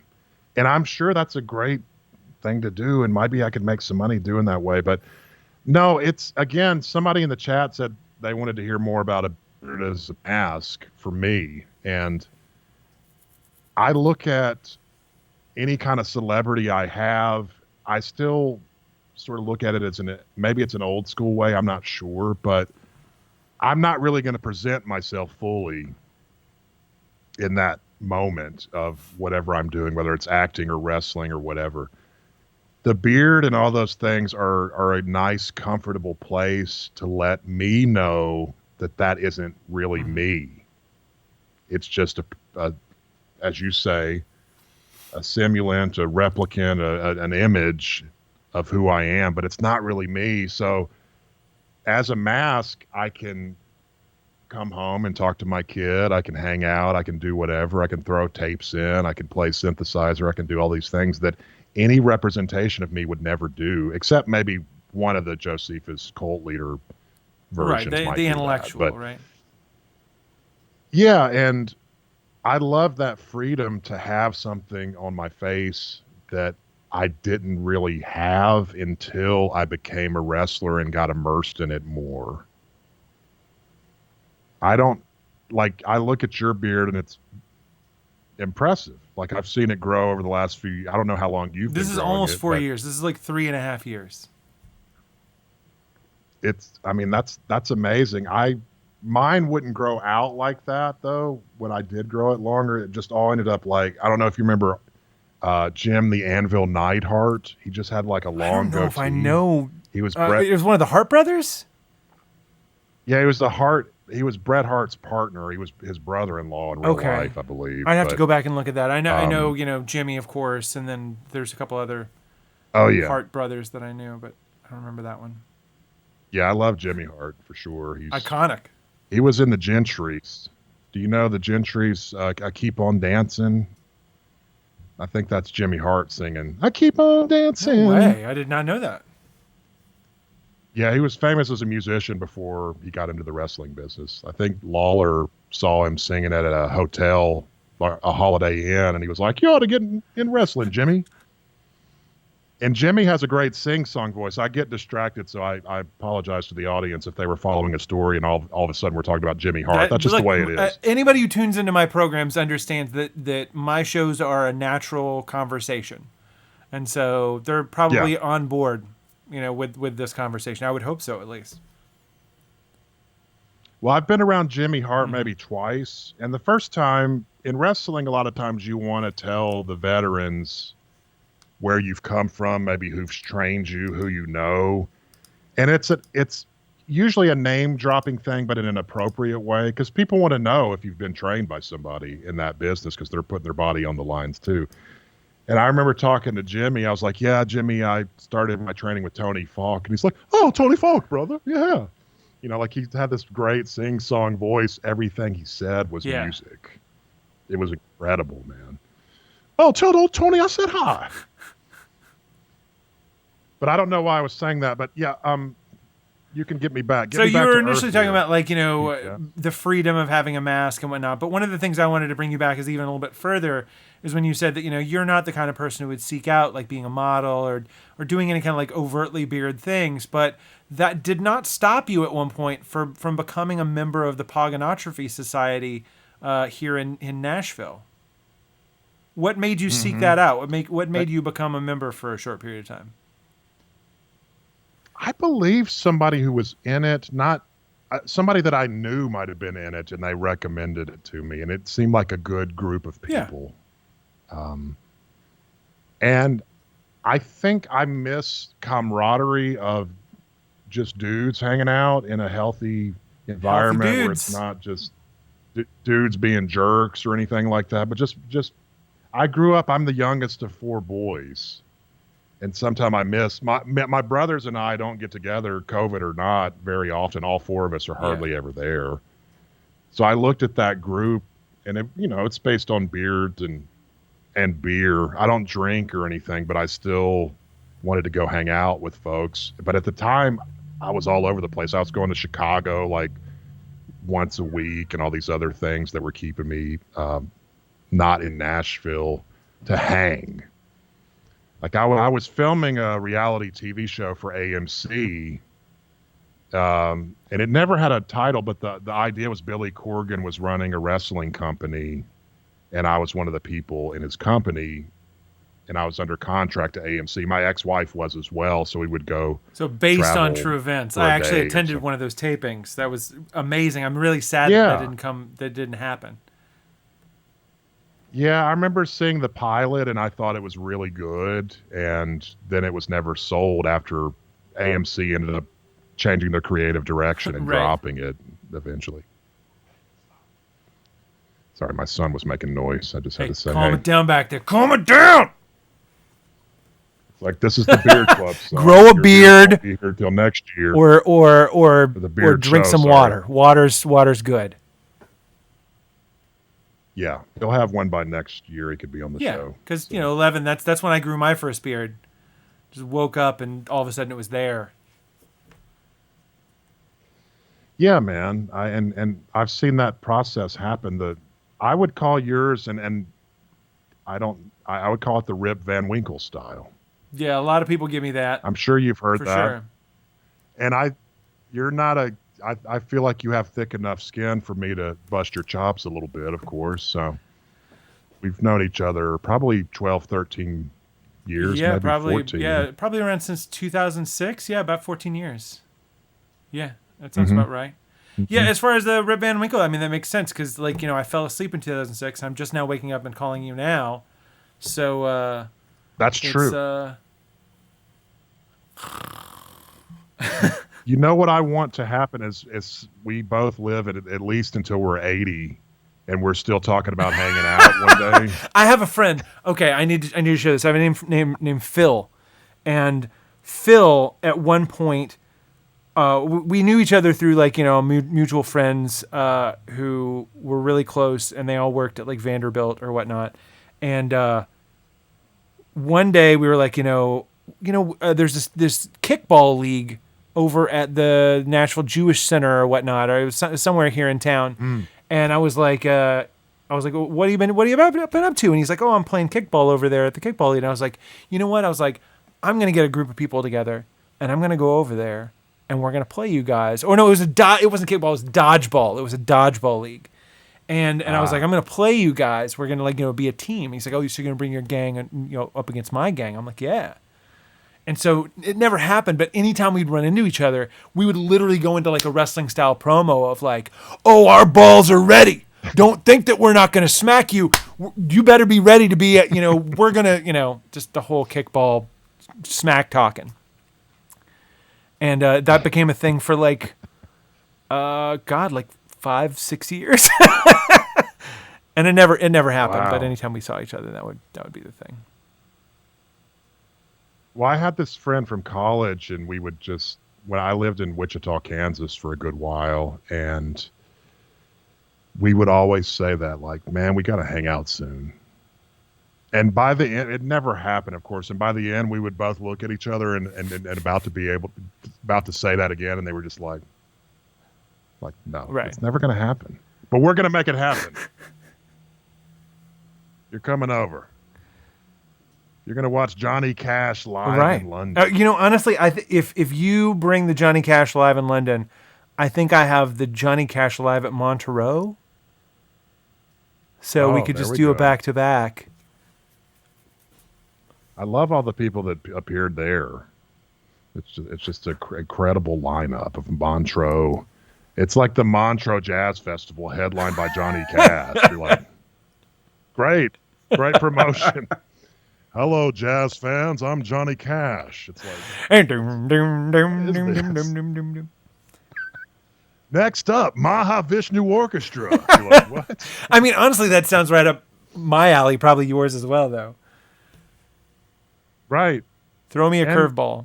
Back in the old days, from what I understand, bookers would book all kinds of different genres on one bill. Like you might have Frank Zappa, but then have Johnny Cash next. I mean, when I used to book shows back in college, that's exactly how I would do it. If I would throw some oddball on as the opening act.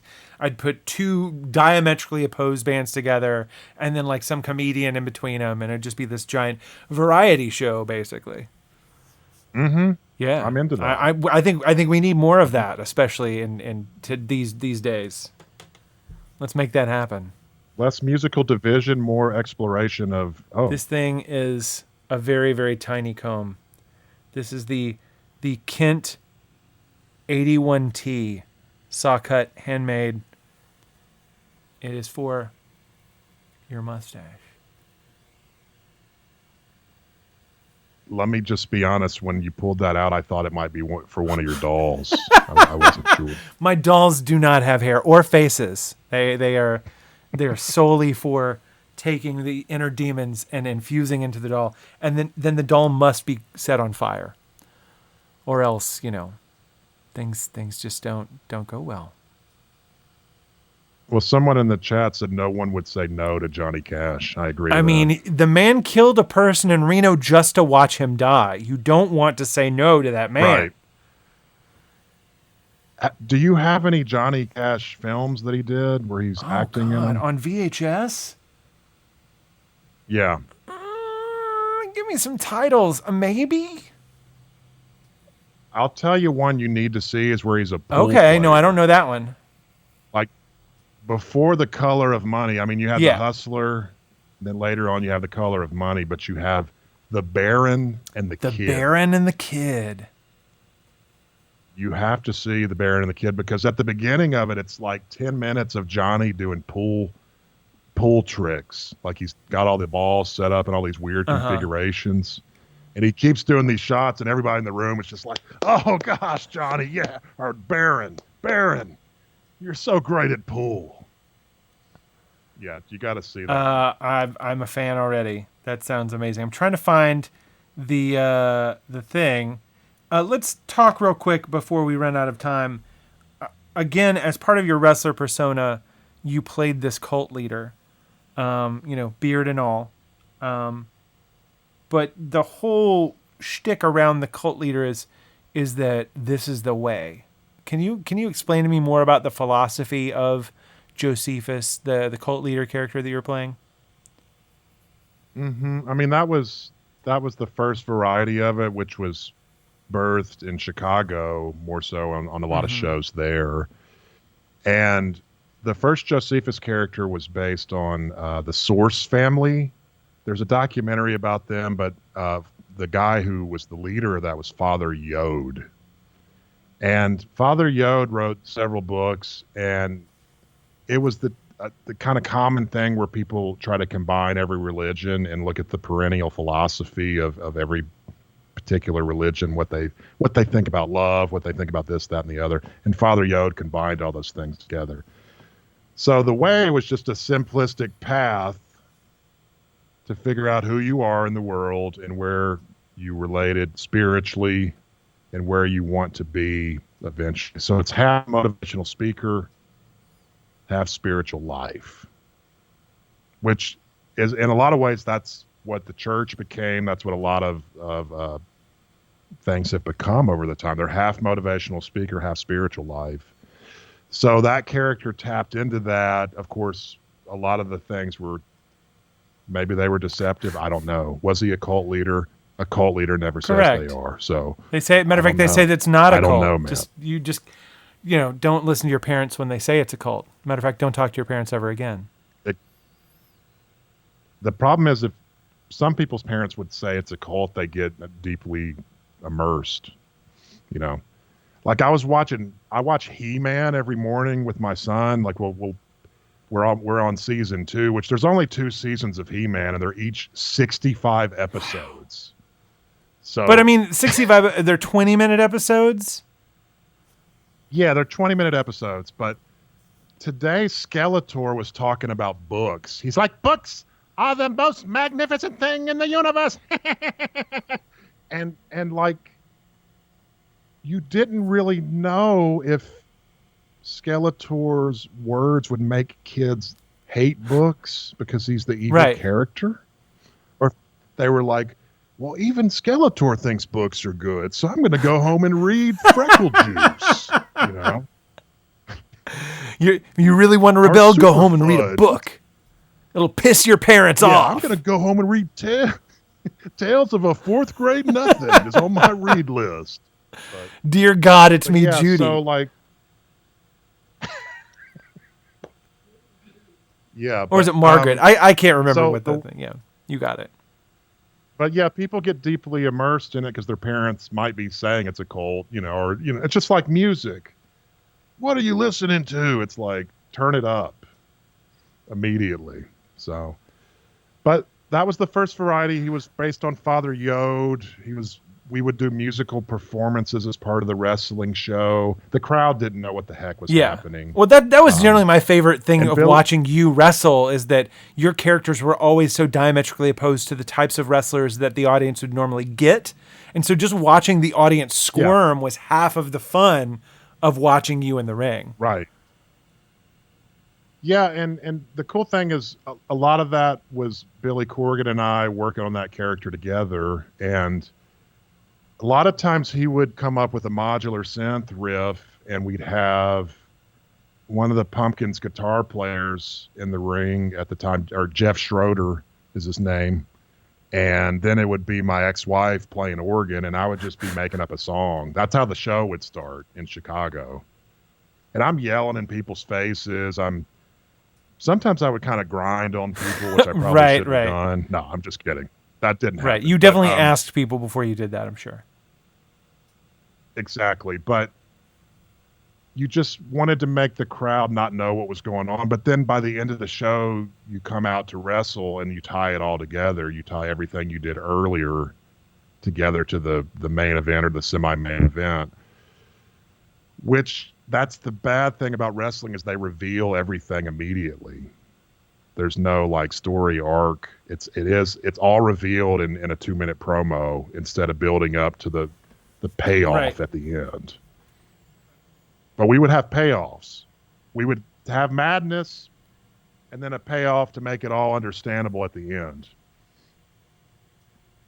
So, but then there's the second Jocephus, which is the soft-spoken, intellectual type, wearing the velvet jacket, doing the Orson Welles, Revenge of the Nerds, or whatever promo I was doing, to try to psychologically break down your opponent, which was generally Tim Storm, which Tim's been an NWA champion, all these other things. I despised him. Yeah, anybody who wants to go watch some of these promos, they're up on YouTube, and getting into the whole, you lost 3% of your vision and some of the nitpicky things, but also just the way, you're psychologically breaking him down. It's amazing. It harkens back to, again, that early 80s period of promo in between, Mm-hmm. I always believed the segments in between were better than the matches. That's just my personal belief. I know a lot of people don't think that way, but that gives you a universe to operate inside of. To me, it's like, otherwise you have all this content with no form. Right. But if you have the form, you can operate inside of it and give people the content in every little segment that's involved, whether it's wrestling or narrative or whatever, and give them a complete, I hate calling it a product, but that's what it is. You give them a complete product and they'll come back for more instead of just action. Yeah. And you're enriching your storytelling. That's what you're doing. And it's stories you're giving them, and adventure, and and I don't know, it is the thrill of the theater. Theater. Have we reached the point of tears yet? We need to tell some. Well, actually, I was about to get to that. When we're talking about you being this cult leader or whatnot, and you're talking about it's like a mixture between actual cult leaders and motivational speakers and stuff like that. And then, of course, your character slowly morphing into somebody who's a little bit more like you, because they read books and they're a little bit more, they're into VHS tapes and other things that you like in real life. Now that you are no longer wrestling, I feel like you're kind of doing that with your own life, and that you're not becoming a cult leader per se or a motivational speaker, but you actually are working on becoming a life coach. How does that? Yeah, and go ahead. No, I was just going to say, I think you were about to go exactly where I was going to ask. Yeah, and just to say, I probably have a few more matches left, but mostly my focus isn't that, unless I was working behind the scenes or something like that. But being around so many different types of people in entertainment and locker rooms and music and academia, I think has given me a good foundation for understanding different personality types, understanding how to communicate with all different types of people. And with life coaching, you're really just trying to get people to become their best self. I'm not going to go in there and try to make them Jocephus, even though that would be the greatest self you could ever be, of course, but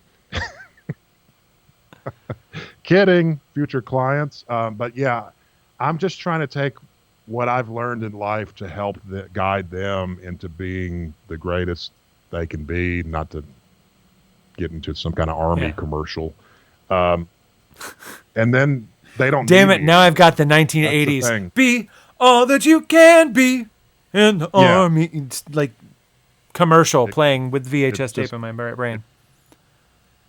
It's just in your head at a certain point. But essentially, the goal of a coach is for your client not to need you anymore. I mean, if they continually need you, then you're not a good coach. Or they might need you for a month here, a month there, just for projects. I'm going to try to be a creative coach and focus on helping people with creative projects, helping people tap into their creativity for stress relief, all these other different things that can then. I believe in the creative spirit and the power of it and how it can just change people's lives and make their lives better despite what's going on in the world. Right. But a lot of that comes from just being around creative types, being around performers, this, that, and the other. And as we were talking beforehand, doing it already, but coaching people already, and just realizing there's some reason people come to you to get pointers, wisdom, guidance, whatever, to help their own life. I mean, that happens to me constantly. So I think I've been built to do that and try to invest in other people. Yeah. That's a not only a noble cause, but it's a living, I'm sure. Do you have a name for your company yet, or like a website or anything? I don't. I'm probably a few months out from that, just because I'm finishing a program involved with that at this point. So, but I'll definitely, as long as I have a beard, maybe you could let me. I think pop you back always in. have a home here at Beard Show, for sure. I mean, if you can look at the chat in the screen right here or there on your device, you'll notice that there are people that are saying, "God damn, this guy's voice is sexy." Yeah, they Really? think that you have voiceover power, sir. You should honestly think about doing voiceover work. I've done some here and there, but I should probably focus on it more, just to push some products. If anything, that's what. If you're up for it, I wanna be able to recreate something that King of Pants does on his spa day. Every episode, he ends his show with affirmations. And so it's these wild affirmations he finds online of, like, people turning around and being like, you have wide and I have wide and beautiful teeth. I am my teeth shine like diamonds. My teeth are strong and healthy. I love it. My teeth, or things like that. But there's one that's beard affirmations, and I feel like I need my own style of beard affirmations. And so maybe as like a one-off, maybe I can get you to read some beard affirmations for me. Absolutely, and I can do some music underneath Ooh, yes, new agey kind of, synthy. Yes, kind of like the stuff playing at the East Nashville acupuncture center. The darkened rec room That's with one a of my bunch of Barca favorite loungers places. in it.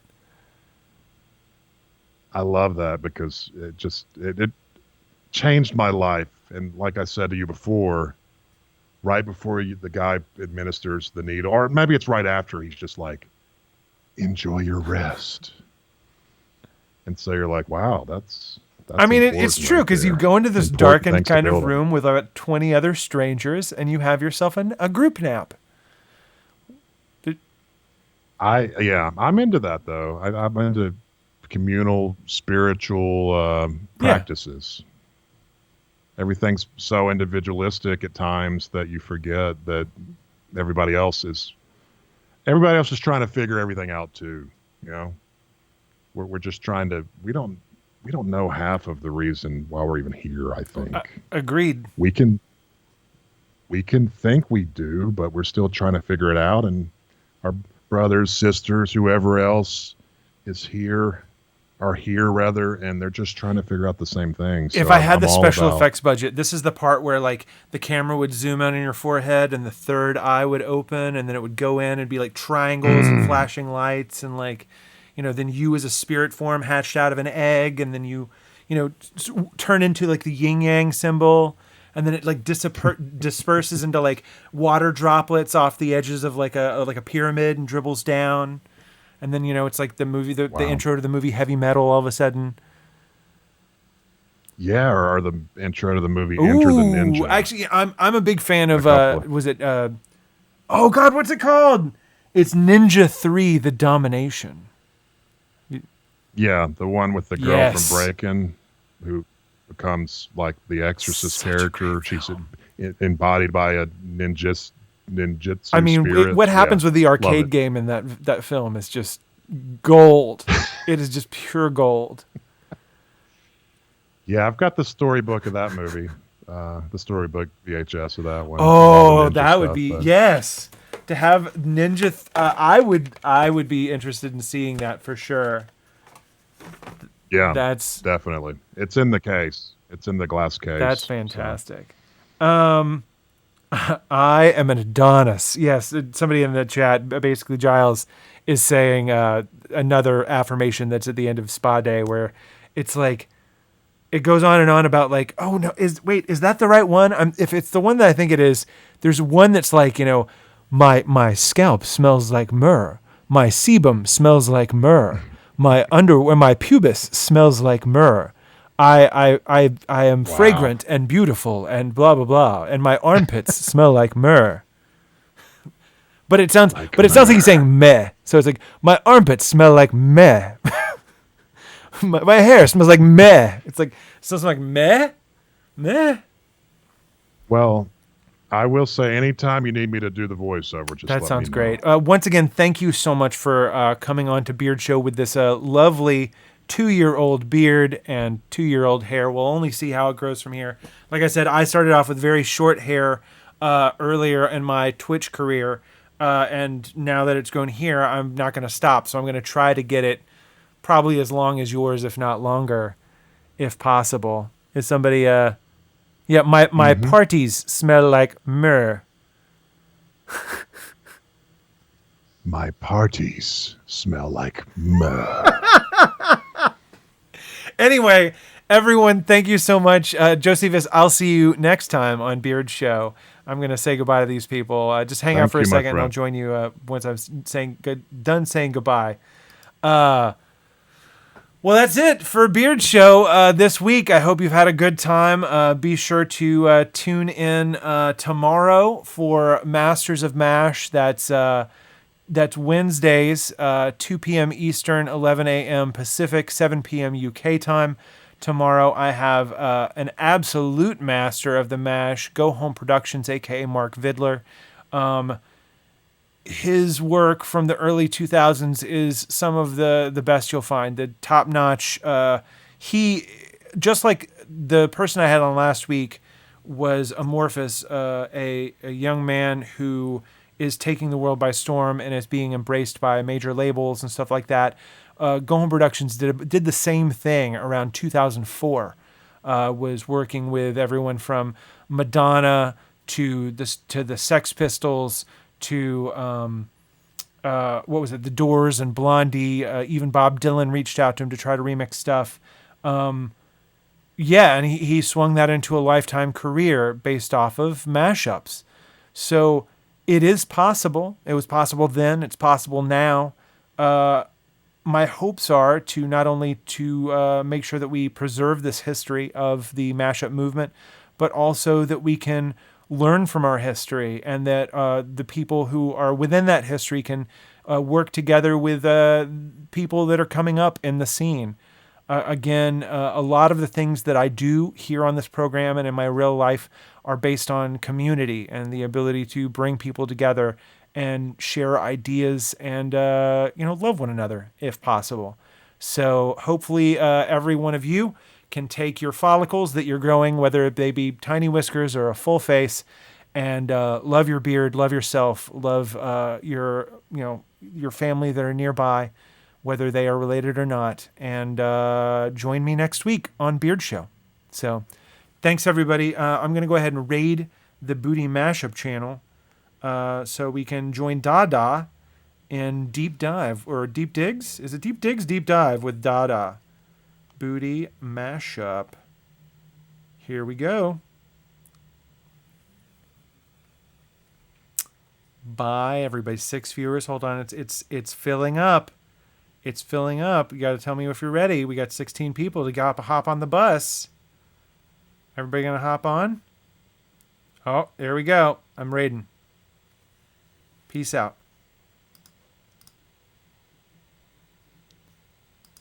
All right, we are back. Let's see what.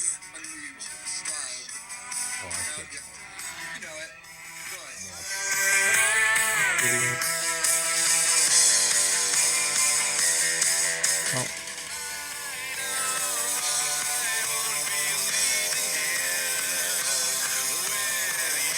All right, Raiders, thank you, PDS Mix, for the raid. Appreciate it.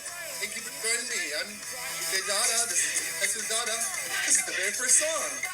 Ramsey Boys. All right. So yeah, I think that went well. Yeah, it definitely. I felt like that too. There were some wrestling fans that showed up, which was cool. Yeah. A friend of mine from Italy. Yeah, I was wondering about the person from Italy. Yeah, Dark Secret Lavi is what she goes by. She said that was her nickname when she was 15, and I was like, oh, okay. But yeah, it was fun, man. I appreciate it. Yeah, man. Well, I will let you go. Let me get at you a little bit later, and maybe we can work on some stuff for like the affirmations or whatnot. Keep me updated on all of your movie stuff, because I really want to talk more about that if possible. Cool. I didn't say the story of my short film, but did I tell you the other day it's about a person who has a storage unit, and they put like a Craigslist ad up, and they just kill people. Yeah, they come out to look at the storage. Yeah, and then one of them fights back really hard. So there's like these two girls fighting, like a Switchblade Sisters type of vibe or something happening at the end. So, I mean, are you choreographing the fights? Like, are you doing like big choreographed fight scenes? Yeah, I mean, it won't be too much. Just there'll be a few things just because the area, so it's not too big. But I realized I have the indoor unit, and I realized there were no cameras inside of it. One day I'm looking around, and I looked in every corner for a camera. I was like, man, there's no cameras in here. I need to do a movie in here. So the funny thing is, if other people show up to the storage unit, I have to shut production down. But that hasn't happened yet. I've only seen one person. And then if you're in the middle of a shot and like you've got, a dismembered corpse somewhere, they're going to be like, what's going on? Well, with shot on video with lack of special effects, you have more blood usually. Buckets and buckets of blood. Just buckets. But it's going to be fun. I think it'll be about 10 minutes. And then my plan is, I know the guy who runs Full Moon Cineplex, Ben Dixon. He used to be a wrestler. I didn't know for a few years, but just I guess in the early 2000s or something. But he's agreed to me in the past. I need to renew this agreement to let me do a one night film festival type thing, or film shot on video, or original content night over at Full Moon. So that's sort of like the goal in the future, is to start having an event there at least once a year. and get people to have original stuff shown. Do you know anybody who has a working 3/4-inch U-matic player, broadcast tape? Because I've got a 3/4-inch player, No. but it needs some work, and I just don't have the time to like sit down and try to fix it. But I have a film that I made for algebra class in high school. Oh. That they were like, you can either do this giant project or you can make a film teaching people how to do, problems. And I was like, oh, I can make a film? Okay. And so I got a friend of mine, I took a chain out of our chainsaw and I dressed another friend of mine up as she was like this kind of like Bride of Frankenstein kind of character.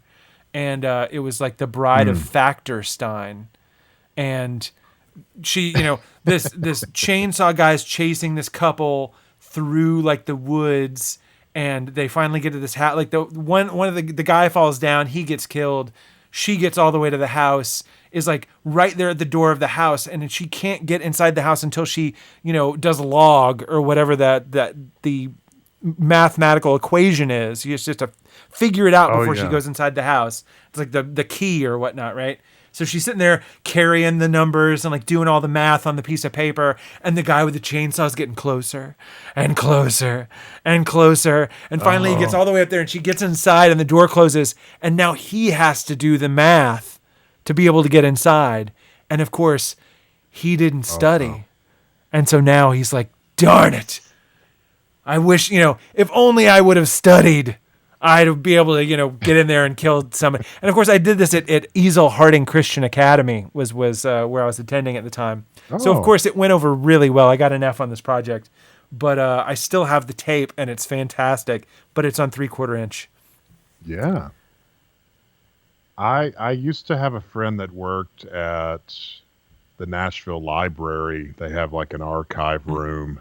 I think they still work there occasionally, but they're so inconsistent, I would never be able to catch them. And they have tons of equipment there to transfer At the Nashville all types of Library? formats. I might be able to talk to some people. I'm friends with what's her name, Allison. Shit, I know. I think you probably know her too. She works at the Belcourt too. Allison. I can't remember her last name. Names. But yeah. I'll work my contacts, and maybe I can find somebody who will allow me to use some of the stuff, because I definitely need to get that transferred over, because I think it would your thing for man. Like shot on video. I would love to screen that. That'd be perfect. And that's the thing. I think I know people that might have other stuff like that as well, that they would just show, even if it's 20 years ago. They could show it there, and it could be interludes. I'll probably focus on horror because it just has the budget requirements that most people can deal with. Like, I'll just throw a bunch of corn syrup and some, food coloring, and you got blood. So people can deal with those parameters usually. But that's my idea, is to have that event. But also, by the end of the year, I want to start filming my first feature length shot. Here's the story, or the way it'll be done will be, it's all from the point of view of the person doing all the killing. So like if the cops show up, you don't even see it coming. It just happens. Things like that might occur.